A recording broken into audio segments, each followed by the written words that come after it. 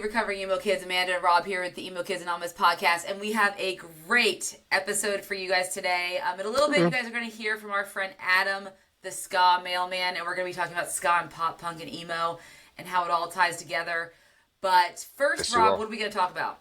We're going to talk about the news. No, first we're going to talk about liking and subscribing to this channel because people watching this, you're lacking. I need you to press the button. If you don't press the button, my kids are going to be sad. I'm going to be sad. It's going to be a whole thing. So press the button. And then after that, I guess, according to my teleprompter here, news. We have news for the day we're going to dive into. Yeah. The teleprompter says we're going to dive into the news before we dive into our ska episode. So, Amanda, open us up. What is the news of the day? What is the first order of news headline? Sure. Well, I think that we should start off with probably the biggest news of the day. And it's not even about our scene, but just in music news in general. And that was the news of Taylor Swift acquiring the rights to her masters. Again, Taylor Allison Swift. After she already recorded, I think she re-recorded 4 albums. After all said and done, before she got her masters back. Speak Now, Fearless. Yeah, those are the 4 she did. Yes, yeah, because she did. Yeah, we didn't get it. We didn't get a self-titled. We didn't get a rep yet. Yeah, which good for her. Nope. Good for her. I think Taylor Swift is the greatest example of like. That's the greatest, maybe the greatest, if you like are talking about music business, music artistry, sales, every sort of thing combined. That's maybe the greatest artist of all time. Like Michael 100%. fucking Jackson levels in terms of success, sustained success, business success, like better than any, like to the point it's like when she announced the re-recordings, like that was a big deal, and like people are like, oh, all of them became bestsellers.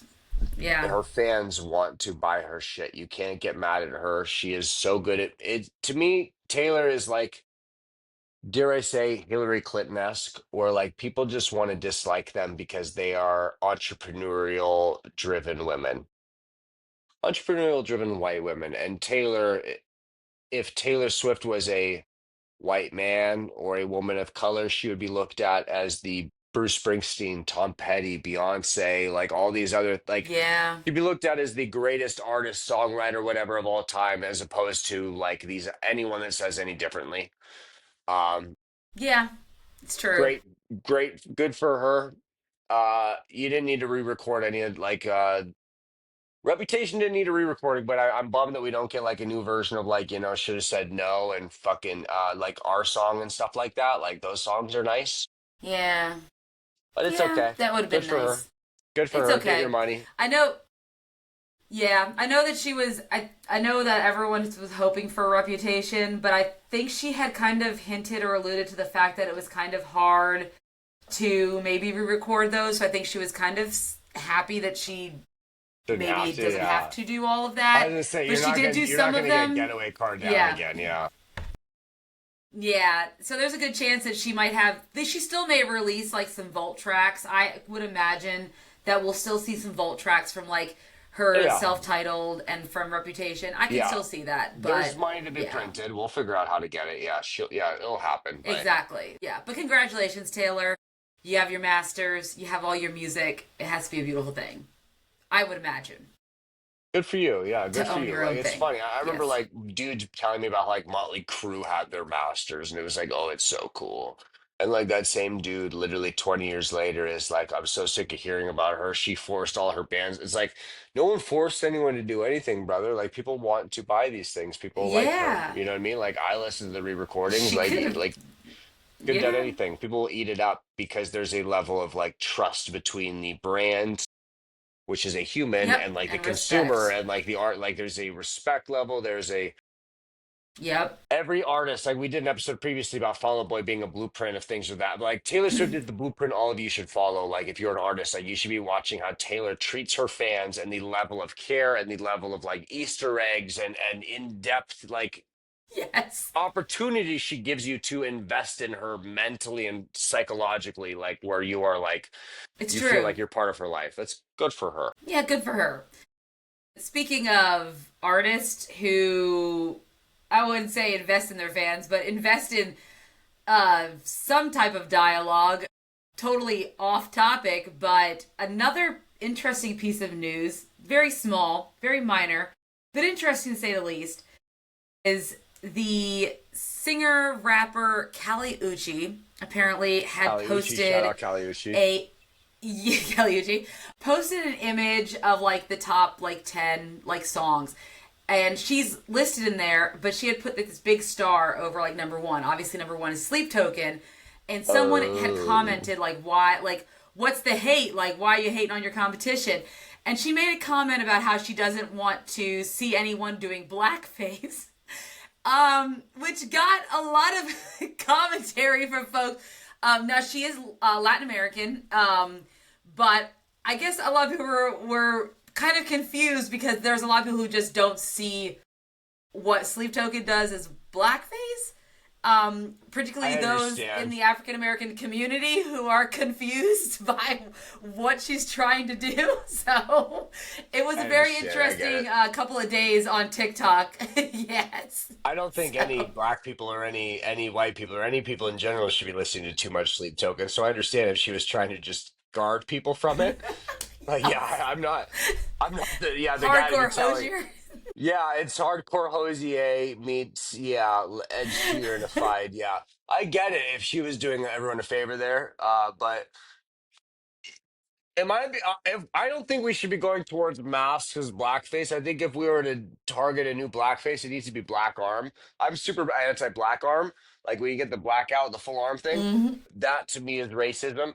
We need to target that before we target like Ed Sheeran's and masks doing like AI metalcore stuff. You know what I mean? Like you Yeah. brought me the Horizon from the store 3 weeks ago and I microwaved it, whatever that band is. Like we don't need to worry about that one so much, but like yes, the Machine Gun Kelseys and the Ron Rathkeys and the like. I don't know how to say the name. Ronnie Radke, is Yeah. that right? Yeah, yeah.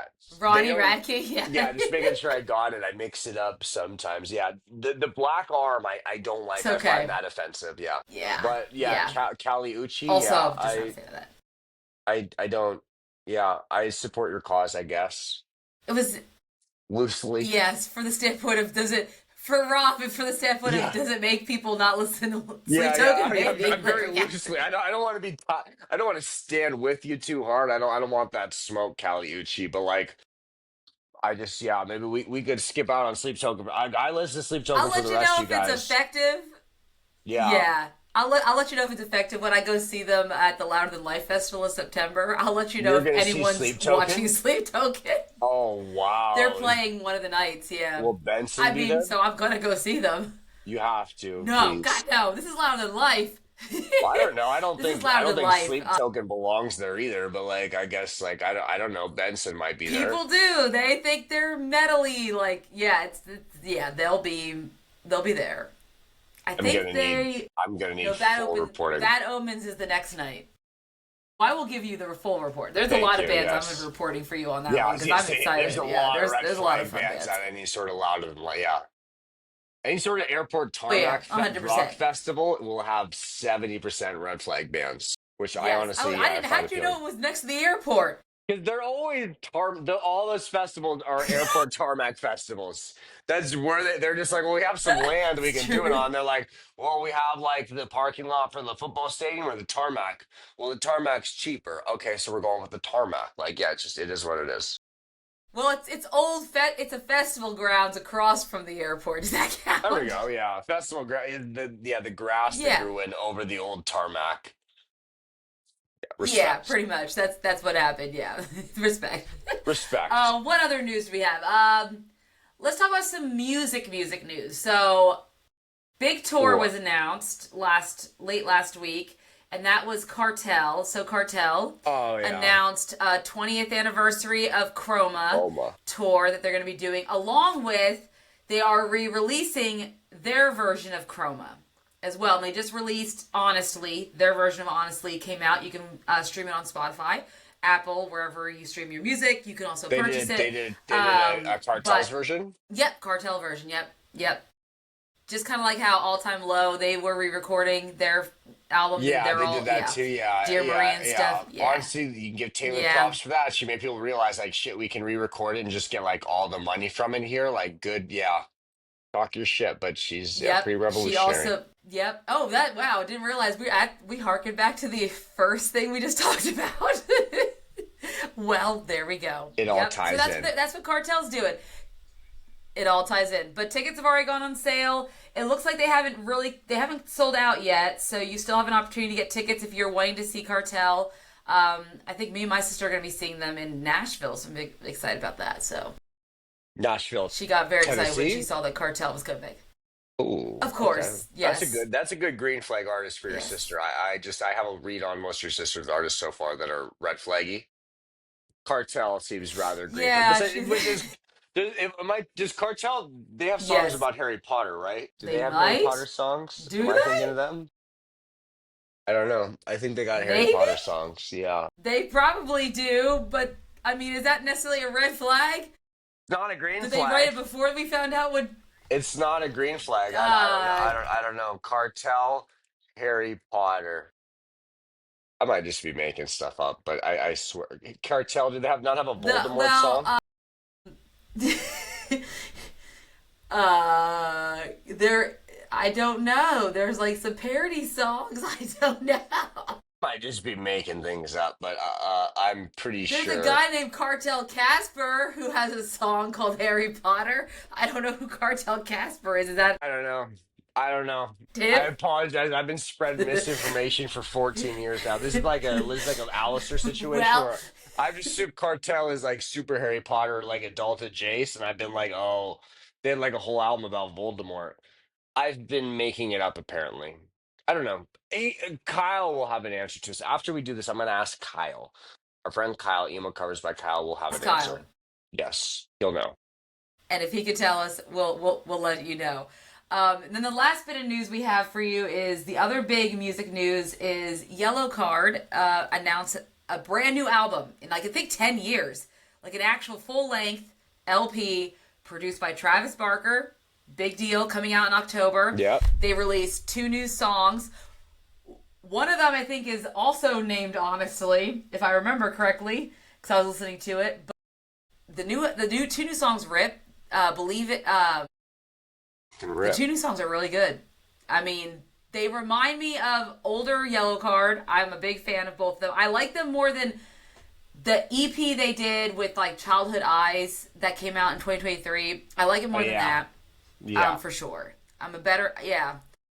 I wasn't. I mean, I did like the song they did with Vic Fuentes, but I like this more. So I'm super pumped A for little too what like acoustic, yeah, Yellow Card's a little doing, too and I'm pretty, this and that. Whereas I think they'd benefit from the Travis yes, Barker over the top pop punk production. yes, We're excited to exactly, see this Yellow yeah. Card. Let's see what you So got, Ryan, yes, Mr. I fucking know Macri. Ryan, Yeah, and then I'm assuming you're probably gonna go on tour Mackin. next year. Probably next summer we're gonna see a tour. Oh, and you're gonna I'm hose the assuming. people. Yeah, yeah, they're gonna get Yeah, $150 VIP tickets yeah. coming for you guys. Yeah, For a group photo of you with a lot of other people with VIP. I only know this because I did their VIP last year. So I was gonna I'm say, only yeah. speaking from experience. Benji's mom did this, and I remember her telling me, and I was like, "You paid how much money to meet Yellow Card? Like, oh shit, good for you, Ryan, good for you, Sean Mack. Like, good for them. Like, yeah, not Yes, hating, just like, but damn, like I it didn't think wasn't even an market, individual photo. It was a photo with like everyone you were with. Like just you had to pay everyone more if at you the wanted an individual photo. I was like, everyone at the like meet and yes, greet. Wow, you never know. You had fun with yeah. them I was that like, day. You I want to don't know remember. how I feel about this experience. Yeah, sure. That I mean, that was good. I got to hear Gifts and Curses in the acoustic, and you can't listen like that's not on Spotify or Apple or There you anything. So go. I was like, okay, well, there we go. I own Evens it out. on Apple because I bought the album on Apple. Yeah, so it evens out. Got on But still, I was iTunes. like, Yeah, oh, shout out that's Steve fine. Jobs. But yeah, rest in peace, Steve Jobs. Parting Yes, out for you, and Steven. you know, rest in peace, turtlenecks. Because once he passed away, those No, turtlenecks I haven't worn sales probably turtleneck went down since, too. honestly. Yeah, like I honestly doesn't even feel the same on my neck Same, area. Yeah. right? Exactly. It's not Yeah. really the same. Well, all Yep. right. So we're gonna go to an interview with our friend here who's hopefully gonna make us Yeah. less sad about turtlenecks, right? I hope so. Yeah. Maybe Yeah. we'll do a little bit of skanking. Probably not, but if you know me and Rob, if you've seen our TikToks, you know we both like some ska. And we both like to skank. So let's get into it, Rob. Let's go talk to Adam. Mr. Wallace, everybody. So we have the honest.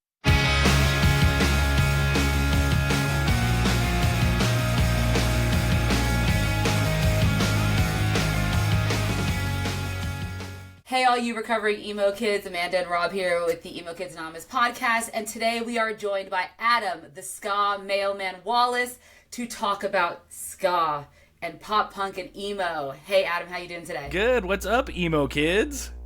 Yeah. It's like a meeting of like this like subcultures, loosely adjacent, defenders of each other, yes, Absolutely, yeah, that's for sure. yeah. Yes, Allies, 100%. Allies, gangs. Emo ally. Right? Emo Yeah. we all show up at Warped Tour. That's just exactly true. Yeah. Yeah. We're all at Warped Tour. So today we are going to be talking about ska, obviously, and we brought Adam on because he is one of the experts, and you probably have seen him on your TikTok. But Adam, tell us a little bit about who you are and why you're here today, where we can find you, all that stuff. So, yeah, I've been called TikTok's highest authority on ska. I just, during pandemic, I did what everyone else did and got on TikTok and started making videos, but the funny thing is most of my videos were actually like Taco Bell related videos, like I was like a Taco Bell fan page, right? It kind of fits. Talking about fan page, okay. Yeah. And then one day I just did a ska thing, and everyone came to that, and I was like, oh, why am I not focusing on this? I've been obsessed with ska. It's amazing. Yeah, Pizza Hut, you're still on notice until you do it, until you meet my demands. Yeah, none of us are fucking with you right now. He just wants that salad bar, guys. I It's want not the that lunch hard. buffet, Yeah, it's really not. It's the least you could do. But yeah, so I saw that, and then saw Amanda's videos, and I was like, oh, I need to get involved in this. So I kind of reached out and was like, hey, let me be on your ska episode. That's funny because I swear to God, at some point, I feel like I would have tagged you in a video before. You would have popped up on something, even if it was like right in the beginnings of us making the show. I feel like I had tagged you in something that you responded to at some point, being the same thing. It's like I need you on, like Yeah. I need you on our like same thing. Where it's like we're gonna talk about ska, we can't do it. Like I wouldn't feel good doing it alone. Like No. I need an adult in the room. I only ever dabbled in ska. And it's weird because like TikTok stuff, like same thing. Like people like will associate me heavily with ska, but it's like ska is such a small portion. Like, I dabbled, like, you know what I mean? Like, but it's like, that wasn't always my world, but it's like people like will send me like associated with ska. And it's like, no. There's a whole ska community for this. Like I should not be the delegate of this. Like there's a whole guy, postal service. You need to go. Yeah, it's not Ben Giver. It's fucking Adam. You need to go there. Send like him a letter. Like that's who you need to talk. Like that's your guy. Like I am. Yeah, see, I'm not the representative for this. And I'm the same as, like, I love emo, but it's not, and, like, I've done some emo stuff, but it's not my complete wheelhouse, you know what I mean? So, you're like, I don't want to appropriate, like, these other subcultures. yeah. But I will say, for those who are listening, Adam did a really awesome, like, mashup of a Fall Out Boy song with ska to show that... Really quick. Did that happen like in the DMs when I was there? Was that just in our message playing this thing when you're like, "Hey Adam, can you do this?" No, he did it first. Yeah, he did okay. it first. So I asked him if he can take a clip of just a random ska song that Patrick Stump did on his own, just for In Defense of Ska, and then if he can put it to one of Fall Out Boy's songs. So that's and I've been trying, but it doesn't match up with a lot. But I have found. You're going to be excited. It matches up with Keep Quiet. Nothing comes as easy as you can lay in your bed all day. But you have to slow it down a little bit, and you have to pitch shift it down a little. But it matches enough. Fine. So I'll keep working on it. We'll make it sound really good. I'm excited about that. Stay tuned, Fall Out Boy fans. Because that was one of the things is, like, I am a massive Fall Out Boy fan. And when I was in high school...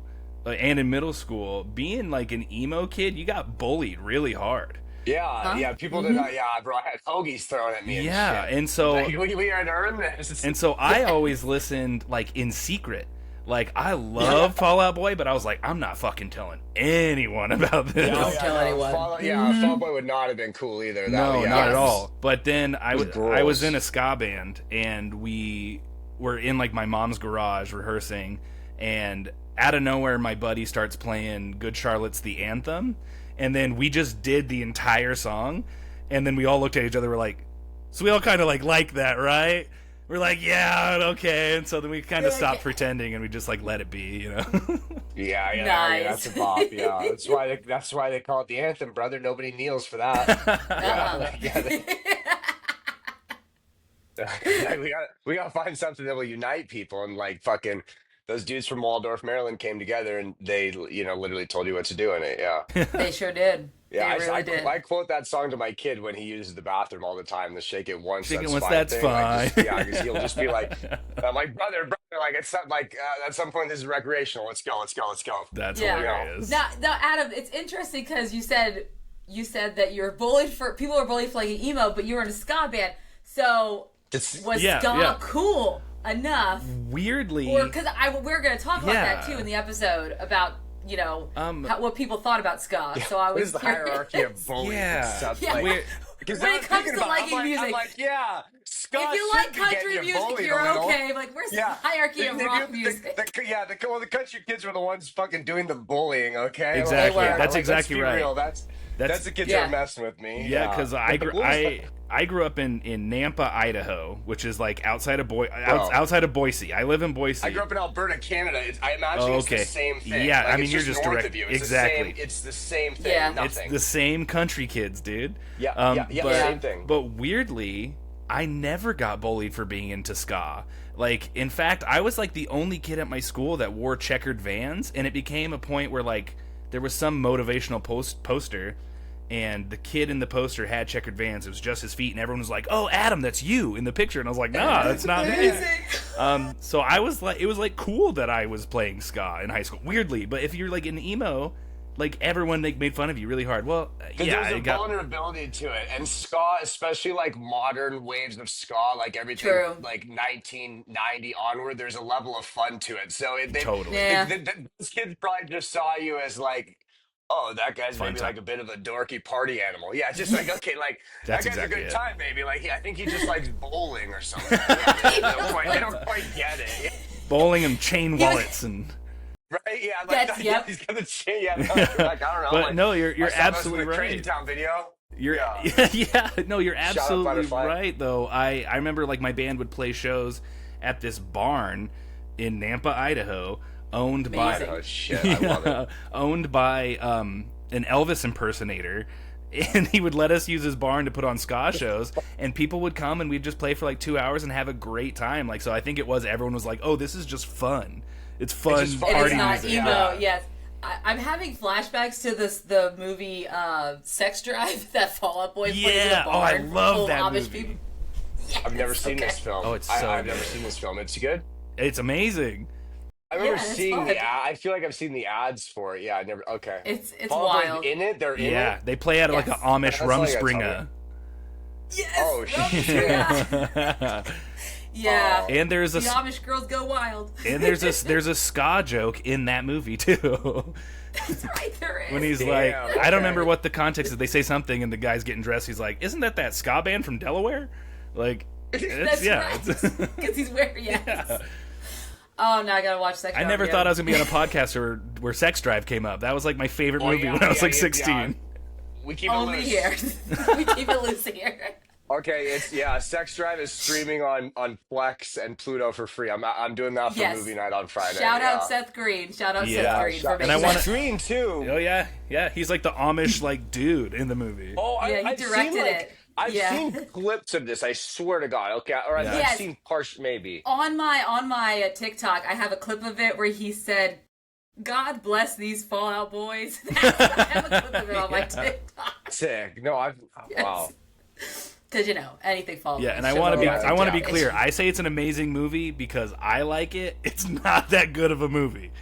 Yeah, it's 2008. In it, and it probably doesn't age that well. Certain parts. I haven't watched it in a minute. But that's okay. Yeah, it probably doesn't pass like the Bechdel test or anything. No. The movie with the donut with a fake penis on it doesn't pass the Bechdel test. I've seen parts of this. Yeah. My brain Wonderful. cells gone since then. Yeah, or maybe yeah. I've definitely seen parts of this because all these things sound familiar. Yeah, for sure. Yeah, it's a fun movie. But speaking of ska music, let's go ahead and dive into the Sex episode drive. though, because yeah, Sex Drive. It's a great segue. I can't think of a better one. We are going to be talking about ska music a little bit today. But not only just the history of ska music, which Adam is going to greatly help us with, because while I did read Aaron Carnes' In Defense of Ska, I know that Adam has lived this, so he is definitely our expert. Put in the We time. also, yes, Yeah, a he lot put of the two-tone time in. Yes, but at the same time, we also want to talk about just how it influenced the music that we primarily talk about on this show, emo and pop punk, right? A lot of the members of the bands that we talk about on the show used to be in ska bands, love ska. There's I an know I overlap here. Yeah. yeah, I know there's, if you watch my TikToks, there's a reason why I'm constantly skanking to different ska bands to get Patrick Stump to do a ska song for Fall Out Boy, because the other members do not like ska. I will not let him do one. So it is an ongoing thing for me. It's a campaign that I'm willing to die for. So. Yeah, it's gonna happen. Yeah, I feel like we should not have diversified our protest portfolios into two different skanking ones. But like now that we've committed, like it's a non-violent way to protest. I think It other people are is. just gonna pick It, up on this. And in I'm general, if it takes off, it takes off. Yeah, I'm completely on board. There was a while there where I was commenting on Fall Out Boy TikToks every day, saying day 3 of commenting until they let Patrick do a ska song, and then you were actually putting into action and like skanking. I was like, dang, that's way better than just Yeah, commenting. Yes. they're gonna come around. I feel. They have to. I know. Or- I know because of that In Defense episode that Andy is like really into Toots and the Maytals, and that's like That's in right. between there. That's ska and reggae. Like That's right there. That's a you could nice get Let's, line. yeah, exactly. But yeah, no, we yeah. could absolutely get into the history of it and kind of get up to the pop punk part of it and the scene in general there. Yeah. So Yeah, definitely. Yeah.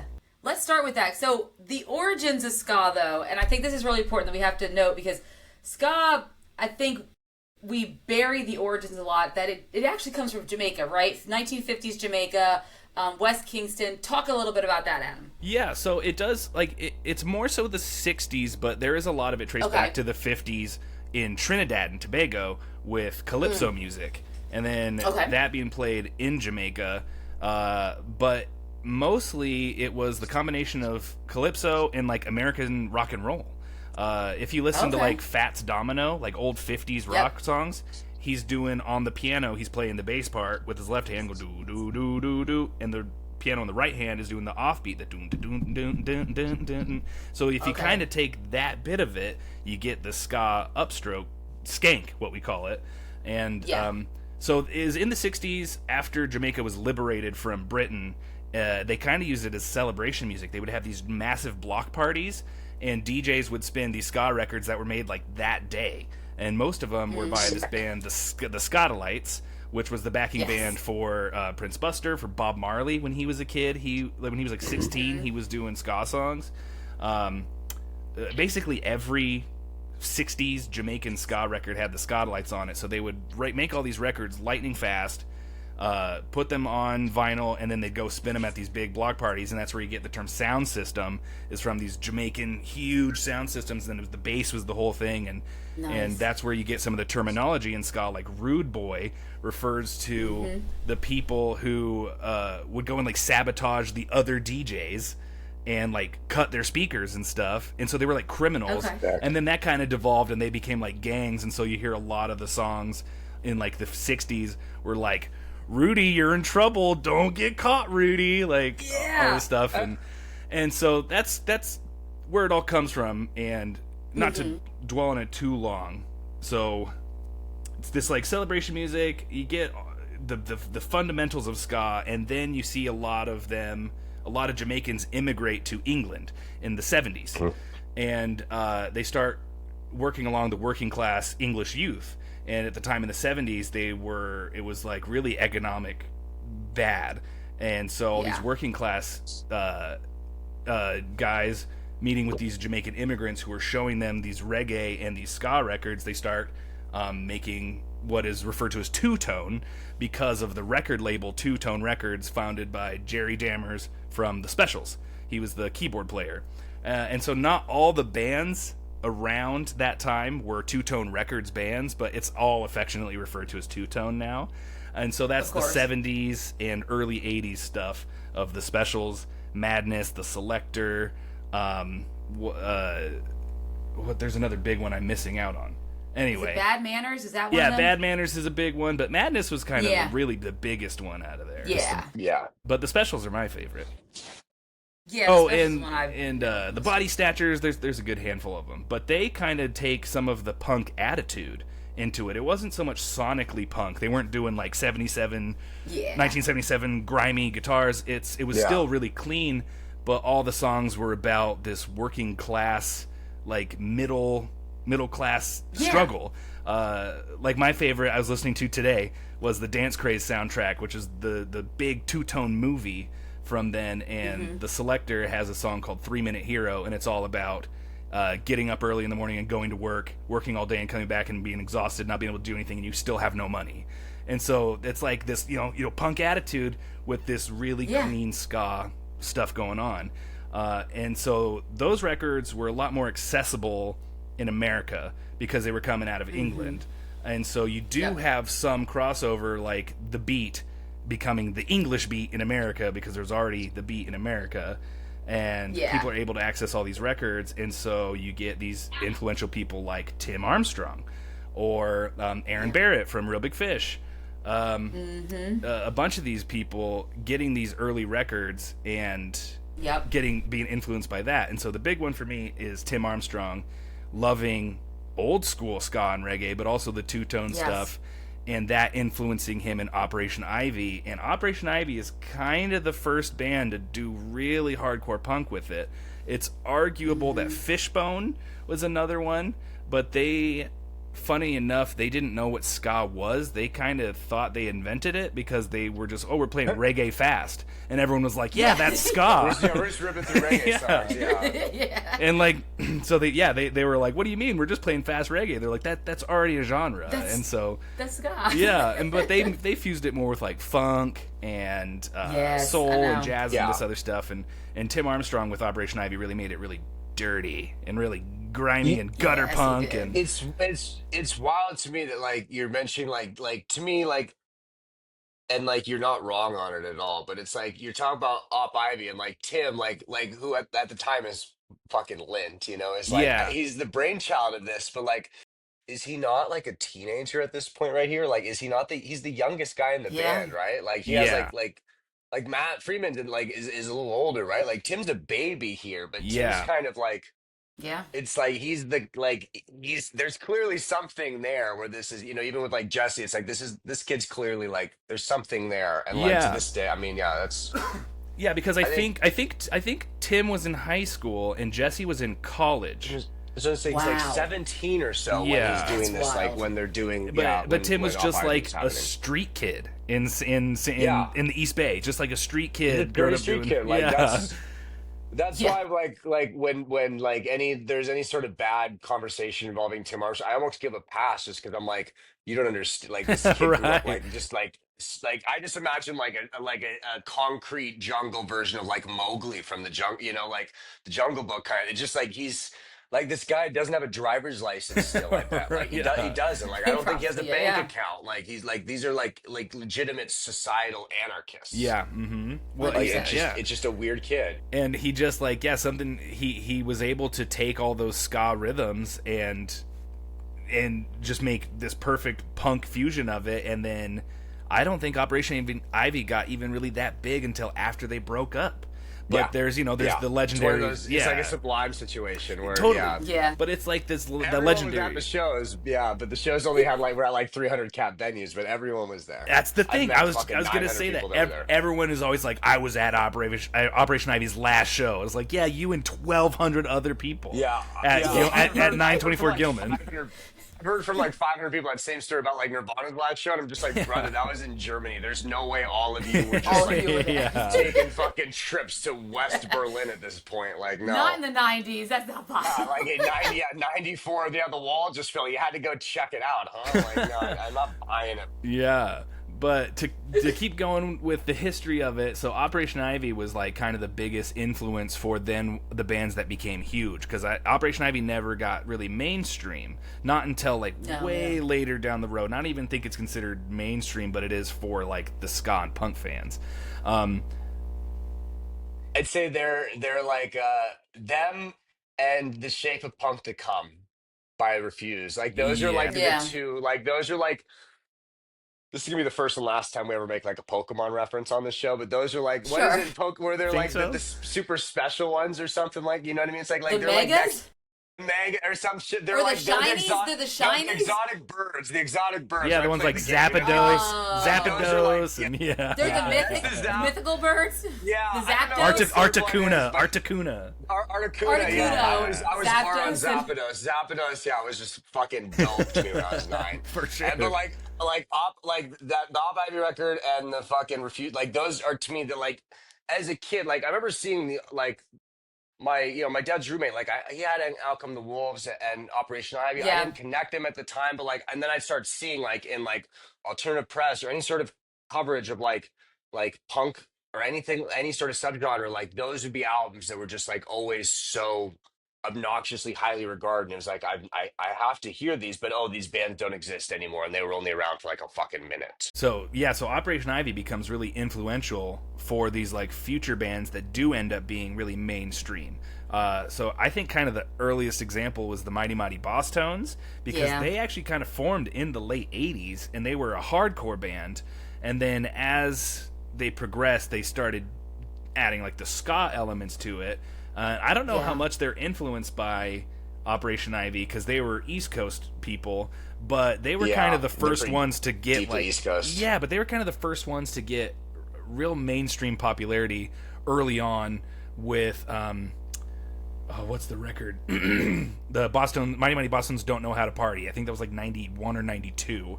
That's kind of the first little bit where they're like, oh, this is like cool ska stuff, and then the West Coast stuff just completely took over.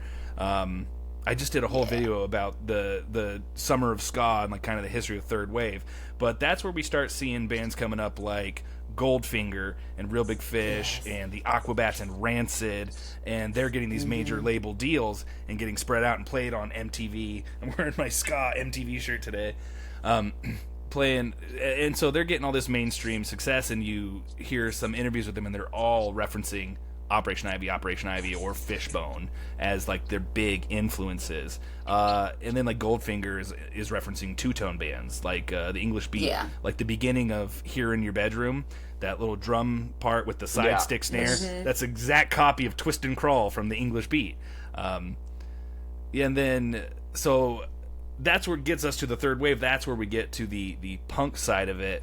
And I would say a lot of these bands are pop punk, not quite in like the Newfound Glory way, but like the Descendants kind of way, where it's these really catchy pop melodies with these like really hooky guitars. SoCal pop punk. Totally. Just kind of like exactly. Like skateboard, like suburban skateboard music kind totally, of thing.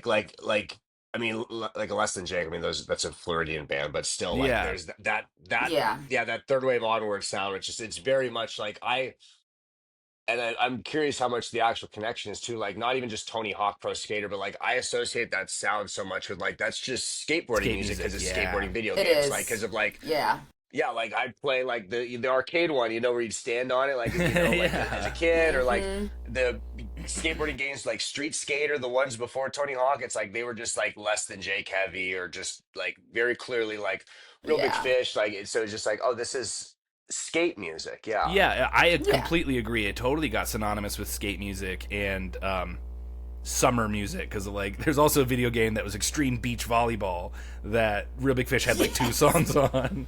It's but the upbeat summer music. But that's where I think you kind of have what I almost consider a second, third wave, is because in 1997 is considered the summer of ska, when all these kind of the biggest albums of the 90s, biggest ska albums of the 90s hit their peak, and then you start to see it drop after 97, and I kind of blame the swing revival. because Yeah, that they was got Yes. they pretty got fucky. Yeah, they we got don't like those conflated. cherry poppin' dicks. Yeah, one the cherry pop Yeah, they start daddies. blending in. Yeah. People just see a bunch of assholes in Them and suits. Mambo number 5. Yeah, I know. Lou Bega. Yeah, I don't believe he has that many bitches on his Rolodex. Not one He bit. Yeah, does not. he's full of shit. Fuck you, Lou Bega. Well, it didn't Yeah, help with like Mighty Mighty Boss Tones were wearing the suits, right? And they yeah. were kind It of all mimic, blended and in. it looked like that. Yes, exactly. It started to Looked like blend the in. swing revival. As a kid, I didn't realize Which, Boston's were yeah, a cool band until Right. like later on I'd see them reference it. And like yes, then it was like, oh, I should check this band out. Like, yeah, like wait a Totally. yeah. second, I like I mean, they this. were cool for me because they were in Clueless. So let's Exactly. Oh yeah, Yeah. and I wanted to be Cher, so I mean, Yeah. let's, yeah. I They didn't were want in to be sure until I Clueless? was like 18, 19. And That Say makes sense. Say Ferris was in 10 Things I Hate About You. And That's how yes, I fucking yes, and I that's wanted to my be, intro. and I wanted to be Jewel, and I wanted to be her. So I was like, yeah, That's my I will listen to her favorite music.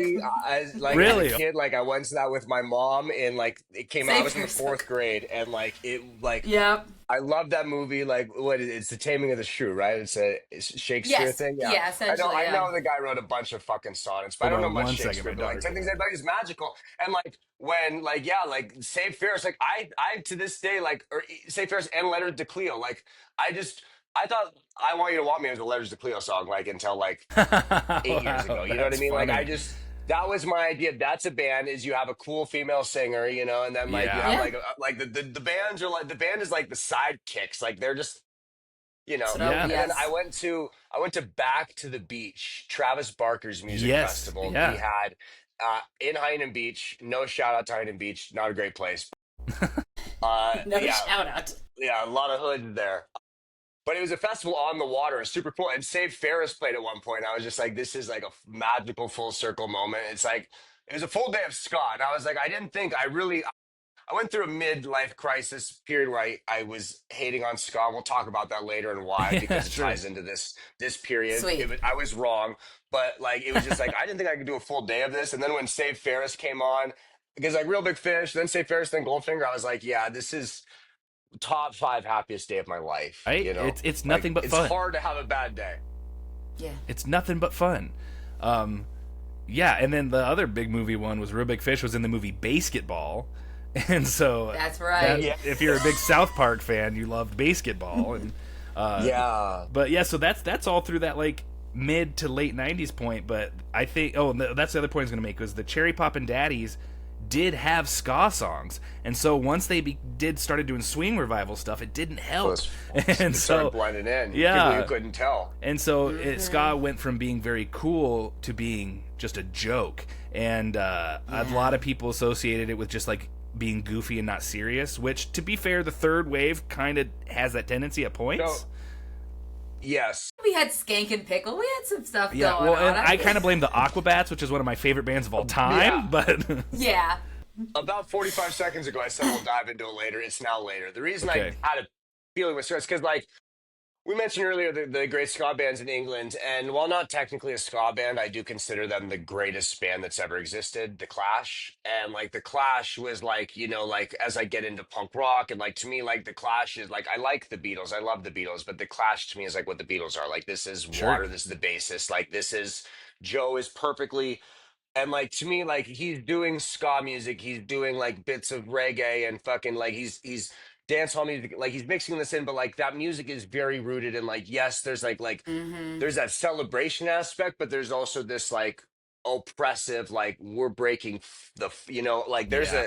Yeah. there's a like a cultural like a powerful meaning to ska music in my head in my like as I'm deep in my purist period of like this is this is fucking like oppression. This is struggle music. This is this, you know. And then like the Yeah. Orange County guys, it becomes like this is fucking pizza and video game Yes. music. Like no, it's not. Like you know, and like you know, I don't. You guys don't live in California, Orange County. Like if I could, sometimes at periods of my life, I could drive around it, I would have. You know what I mean? Like I lived in San Diego forever, and then in LA, and just Orange County is kind of like the nicest of. It's very suburban, very middle class, very Caucasian. Not that San Diego's not, but it was just like, oh, that's just it's Disneyland music. You know what I mean? But I'm thinking of Yeah. like I'm thinking of the Aquabats. Yeah. And then I kind Fair. of like came around on it again. I was like, wait a second, I forgot how much I like Dance Hall Crashers. Like this Yeah, is Dance Hall Crashers. it's not all just Real Big Fish sellout. Like Yeah.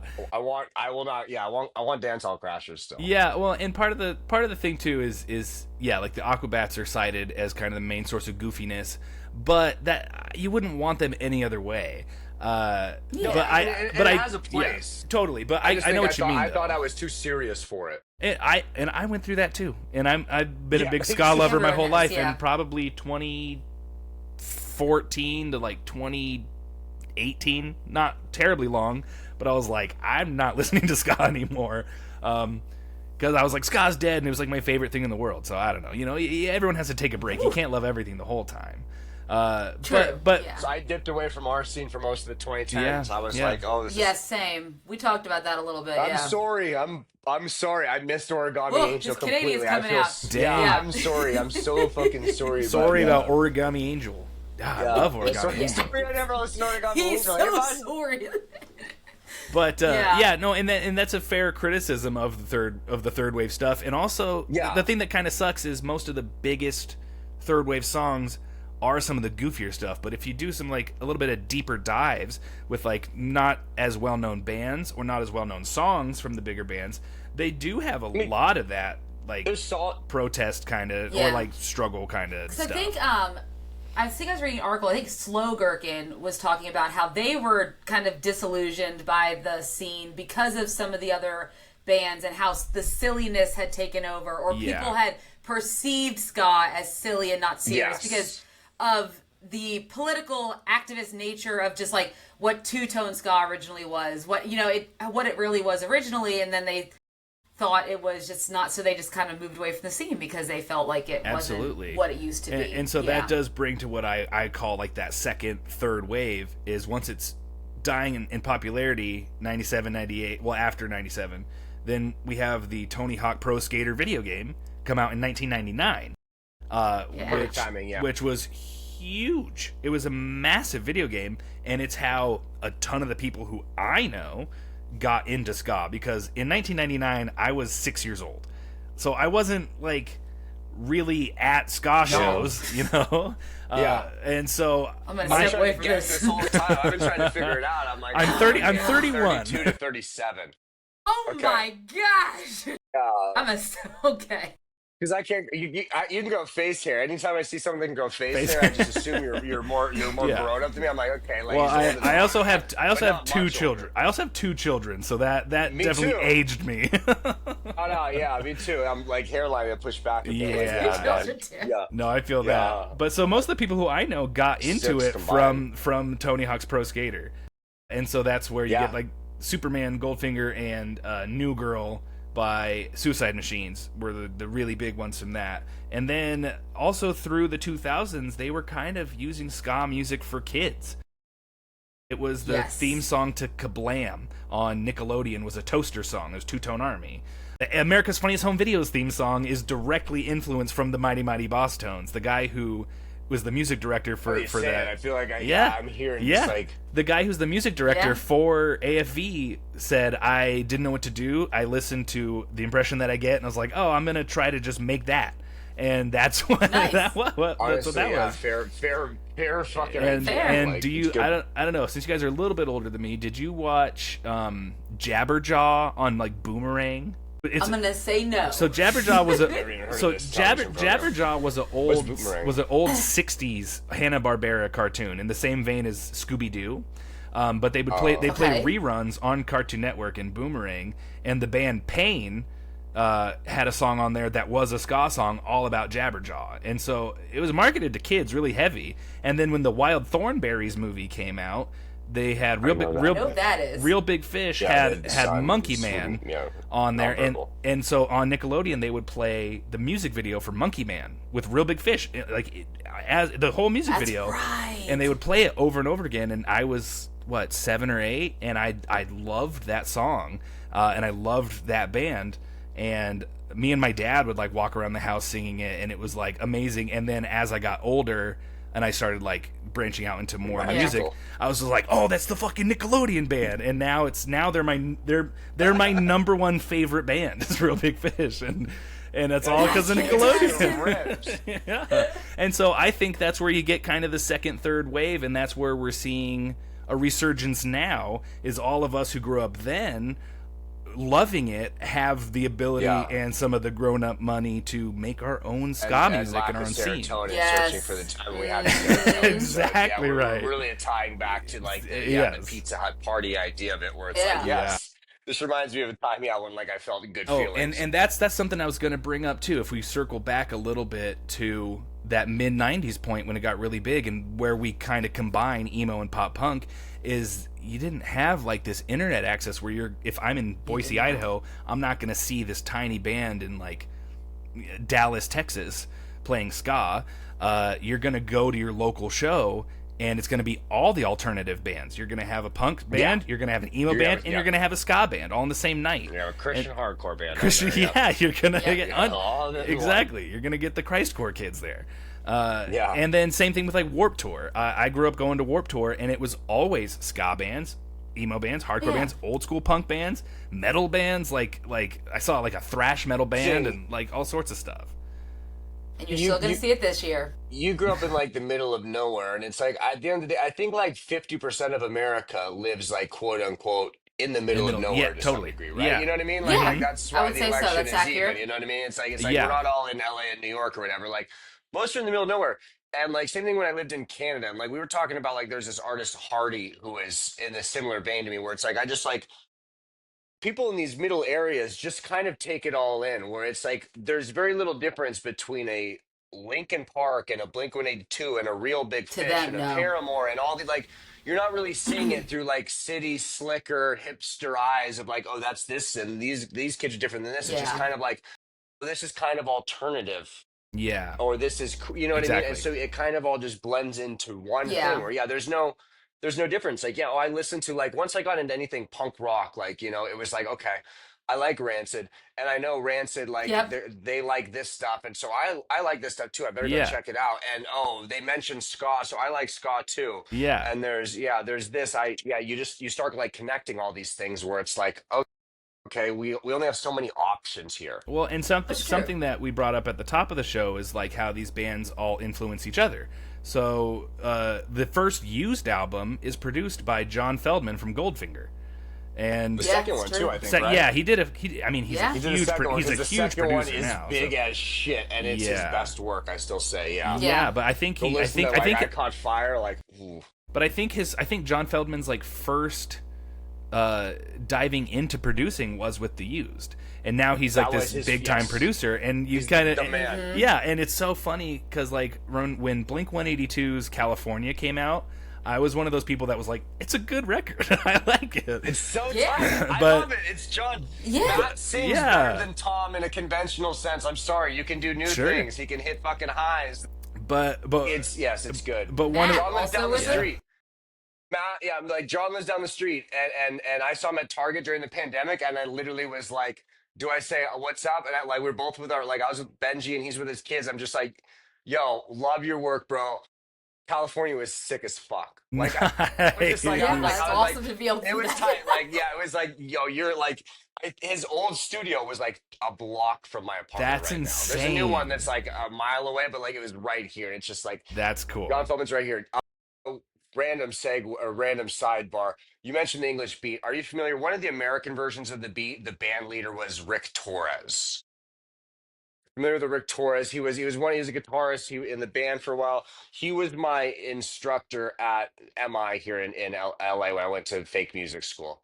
The Musicians Institute? Yeah, Musicians Institute. Yeah, I went to Musicians Institute. I was in the independent artist program. Dude, one of the guitarists for No Effects, like one of the early ones, went there. Yeah. All sorts of. That's why I went there. Was because random people like Brian Bell went. It's like, Brian Bell, the guy from American Hi-Fi. He's like, I'll go. But I didn't like no. If you're in like the instrument department, it's very good to go. But I went for like independent artist, and at this point, like I was already an independent artist. This was teaching you how to like they taught you how to like literally one day like tell you how to make a band camp and like how to Oh wow, like okay. record your own demos. I'm like, brother, like I have records out. Like I've already been dropped from record Yeah. labels. Like I thought I was going to be in with some geniuses. But Rick Torres, English beat, he played in one of the American versions of the beat, and he was like, you know what you should do? He's like, you should be like producing other bands. You should like, the Goldfinger guy. Like, you should just be helping like the kid bands. I'm like, Yeah. okay, this is like, I get what you like, backhanded compliment. I was like, John Feldman already does this. Like, I don't think like he does very well anymore. Like, that doesn't, like people are over that. And then fast forward like literally 12 months, California comes out, and yeah, people like what John Feldman does. He does well. Yes. I should have followed his advice and got a little bit of that runoff money. I get it though. You're just like Yeah. the Goldfinger. That band is 20 years old. Like Right, and I'm just I'm thinking, I'm like, bro, I'm here to be a fucking rock star. You're telling me I should be like the old man telling these kids what to do? Like, no, I'm 25, I'm 20, Yeah. like I'm still like I can do this myself, funny. like Yeah. But no, now I'm like, ooh, like he was on to something. Like should have listened. probably would have been better He with was. But no, I bring up the California thing because in one of the songs you can hear kind of like a little breakdown, and Matt sings "Someday maybe she'll come back to me and I'll Yes. say," Yep. and it's a direct ripoff of Real Big Fish. that. The only Yes. thing that matters, yes. Yeah. Tell me, go fuck yourself. Thing, Yeah, right? when you go fuck yourself, and I remember Yes, hearing yeah. that, and I was like, ooh, do they know that that's a Real Big Fish? And I looked at the producer. Yeah. Of course he Matt does. did that. Because Matt Matt used to be in a ska band, right? Because, I mean, that's only because Patrick Stump once said, Was the it only Jace? Yes, he talked about, like, the best band that came out of one of the ska bands was Alkaline Trio, and Matt was, so. But Yes. yeah, so it's all They connected. know It's their all ska. connected, like you said. Like Matt in a ska Yeah. band, Patrick Stump was in ska bands in high school. James He was. James Valentine from Maroon 5 played guitar for Real Yep. Big Yeah, Fish for a shout out tour. James Valentine. Yeah, and the even newer bands like Pears from Fat Records. Yep. The guitarist of Pears plays guitar for the ska band Bad Operation. So everyone's doing all of it. Everyone grew up on ska and is like loving it, and maybe not performing it, but it's all grew up on connected. it. We Yeah. all like. It's I think- funny. Emo gets associated with the fucking phase phrase. You know what I mean? It's not a phase. Right. Long Oh yeah. But ska is truly an important phase that everyone must go through. Like, you know what I mean? Like in terms of like yes, they have like I like you talk about Matt Skiba, like Asian Man Records. Yeah. Like Oh, Mark, Asian Man like Records. Skanking, Yeah, Mike Pickle, Park. and, Yeah. like a lot of this weird like Midwest ska music to me. Yes. Like is it like at this point, Yeah. it's like I knew the Specials, I knew the Clash, and then I knew the suburban California and Orlando kid bands. You know what I mean? Like that's like it's basically like Disney with an edge to Yeah. it. But it's like oh, like there's some cool stuff over here. And back then, like you could just email Mike Park directly or DM him on Twitter, and he would like tell you like little things he had on there that he would offer to. And it's like I wish I saw like so many like 7 inches and stuff like that. Where it's like, Right. oh, there was this, and it's just like kind of like interesting bands from those eras that were just kind of don't really exist anymore because I they gotcha, weren't yeah. big I enough to be know. like legacy acts, and it's before social media, so they don't have like those little niche pockets anymore. And it's just a record It's hard label to being find. run out of his garage that he runs with his mom. Yeah, you know. parents' Like, Yeah. garage, yeah. yeah, it's insane stuff. It's like crazy. this- But when you think about other people, so I do want to touch on this because I think it goes back to why they're so afraid. Because my question I have for you, Adam, is why are so many of these, well, they used to, maybe not so much anymore, afraid to reveal their ska roots? So back in 2005, I know Aaron Carnes talks about how Brandon Flowers, because he has beef with everyone, because that Right, man right. back in the day apparently just has beef with everyone. Mormon decided insecurity. he was mad at the Bravery because people liked their stuff when they came out with An Honest He's Mistake, mad at and the he just bravery and his yeah, because he thought the What are you Bravery worried was just a about, bro? You got knockoff. bright side. I You know. got bright Well, side. Shut up, dude.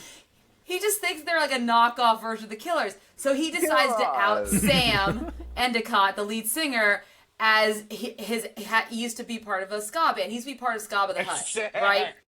And he outs him as an ex-ska musician. okay. So that's like a bad thing.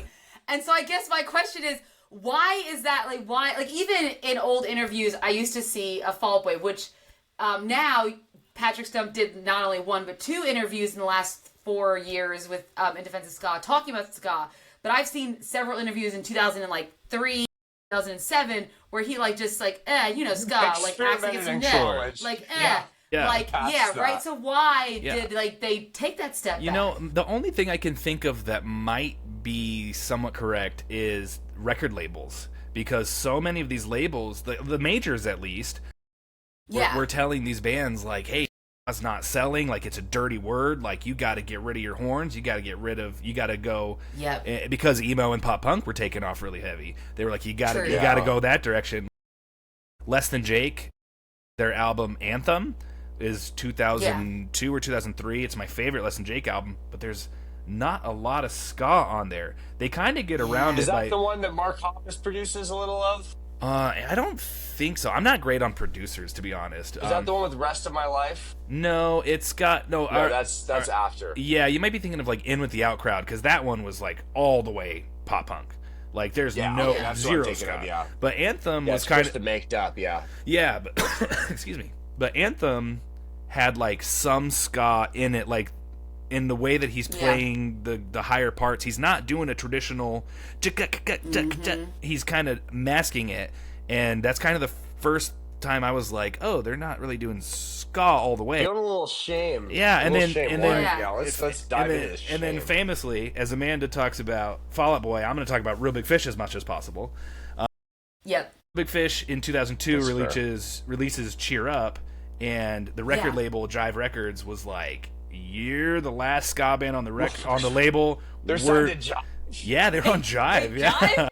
Same label as Britney and NSYNC and the Backstreet Boys. Yeah, they're on Jive. And so they were like, ska's done. You gotta get in. And so like the album opens with Good Thing, which is like no ska. They kept horns, but there's no ska in it. And there's maybe no upstrokes, I guess. Yeah, there's none of the it's all just the punk stuff, which is great too. I love that record.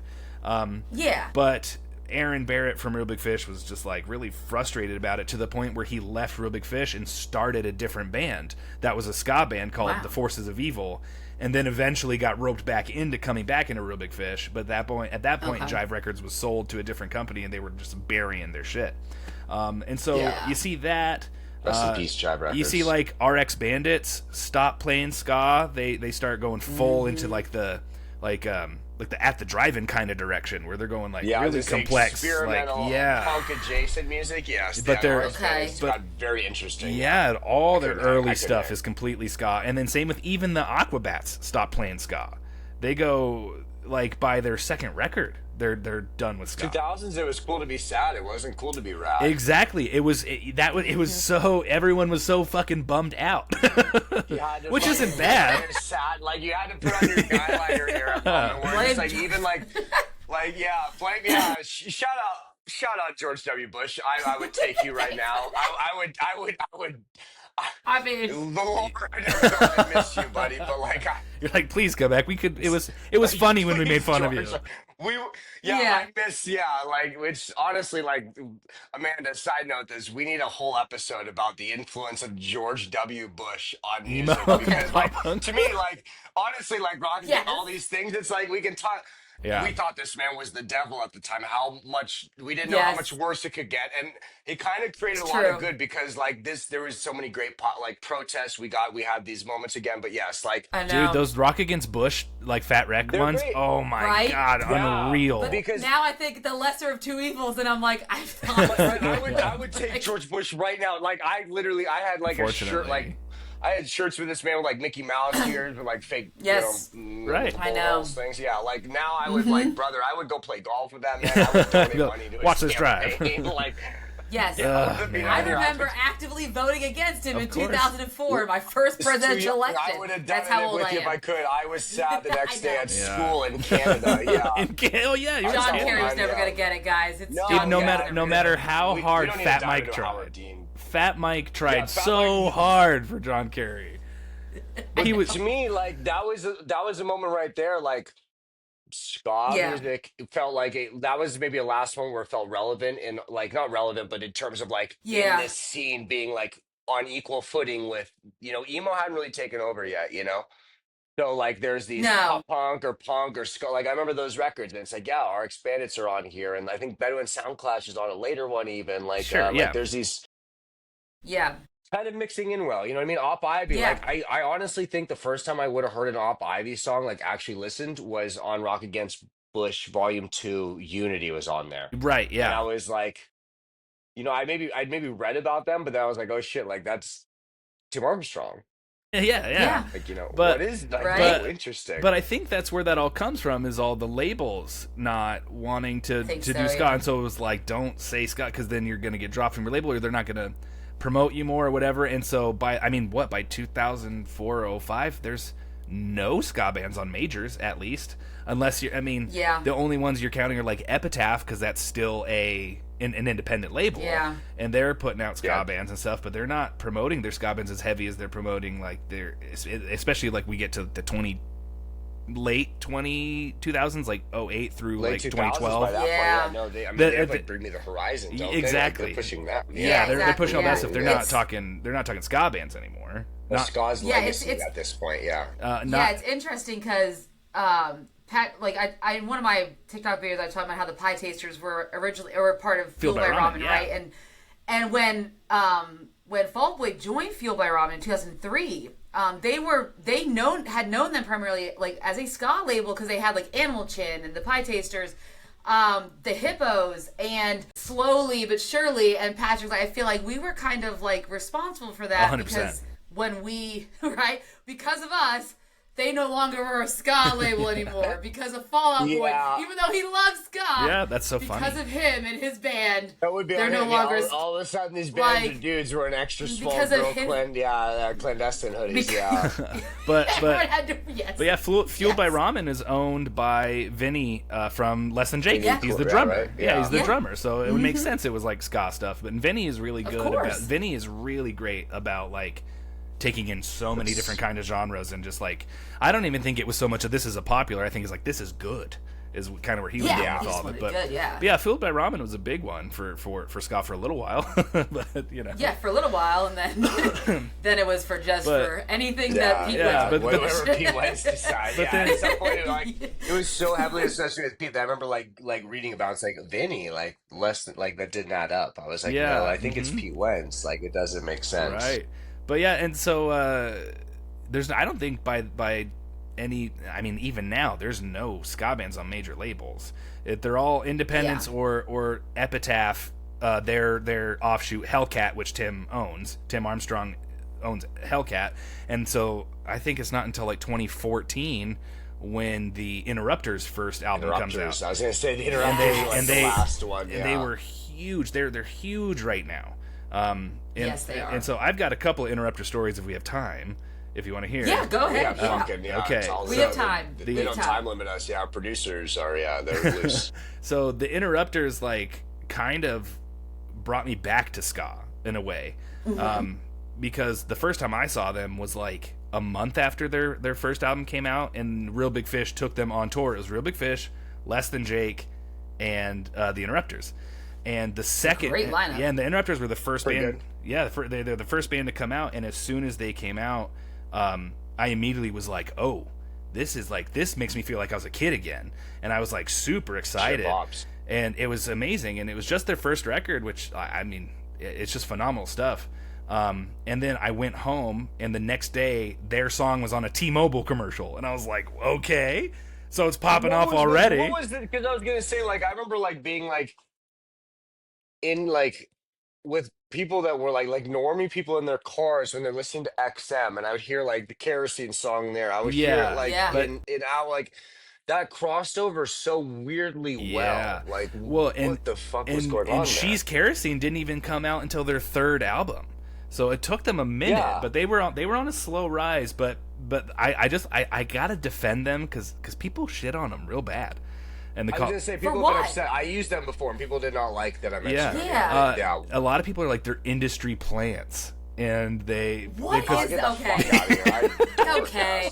fucking I don't know, because I hate I'm so yeah. tired of this word, the industry yeah, plants. because Okay. they're industry plants because the twin like they're all family members. It's four members of the band, and two of them are twins. Their older brother plays guitar, and his wife is the singer. And so and he played Kevin, the guitarist, played organ for the Transplants. And so they're like, oh, he's buddies with Tim. Tim is the reason he got so they're big. loosely associated with like a C.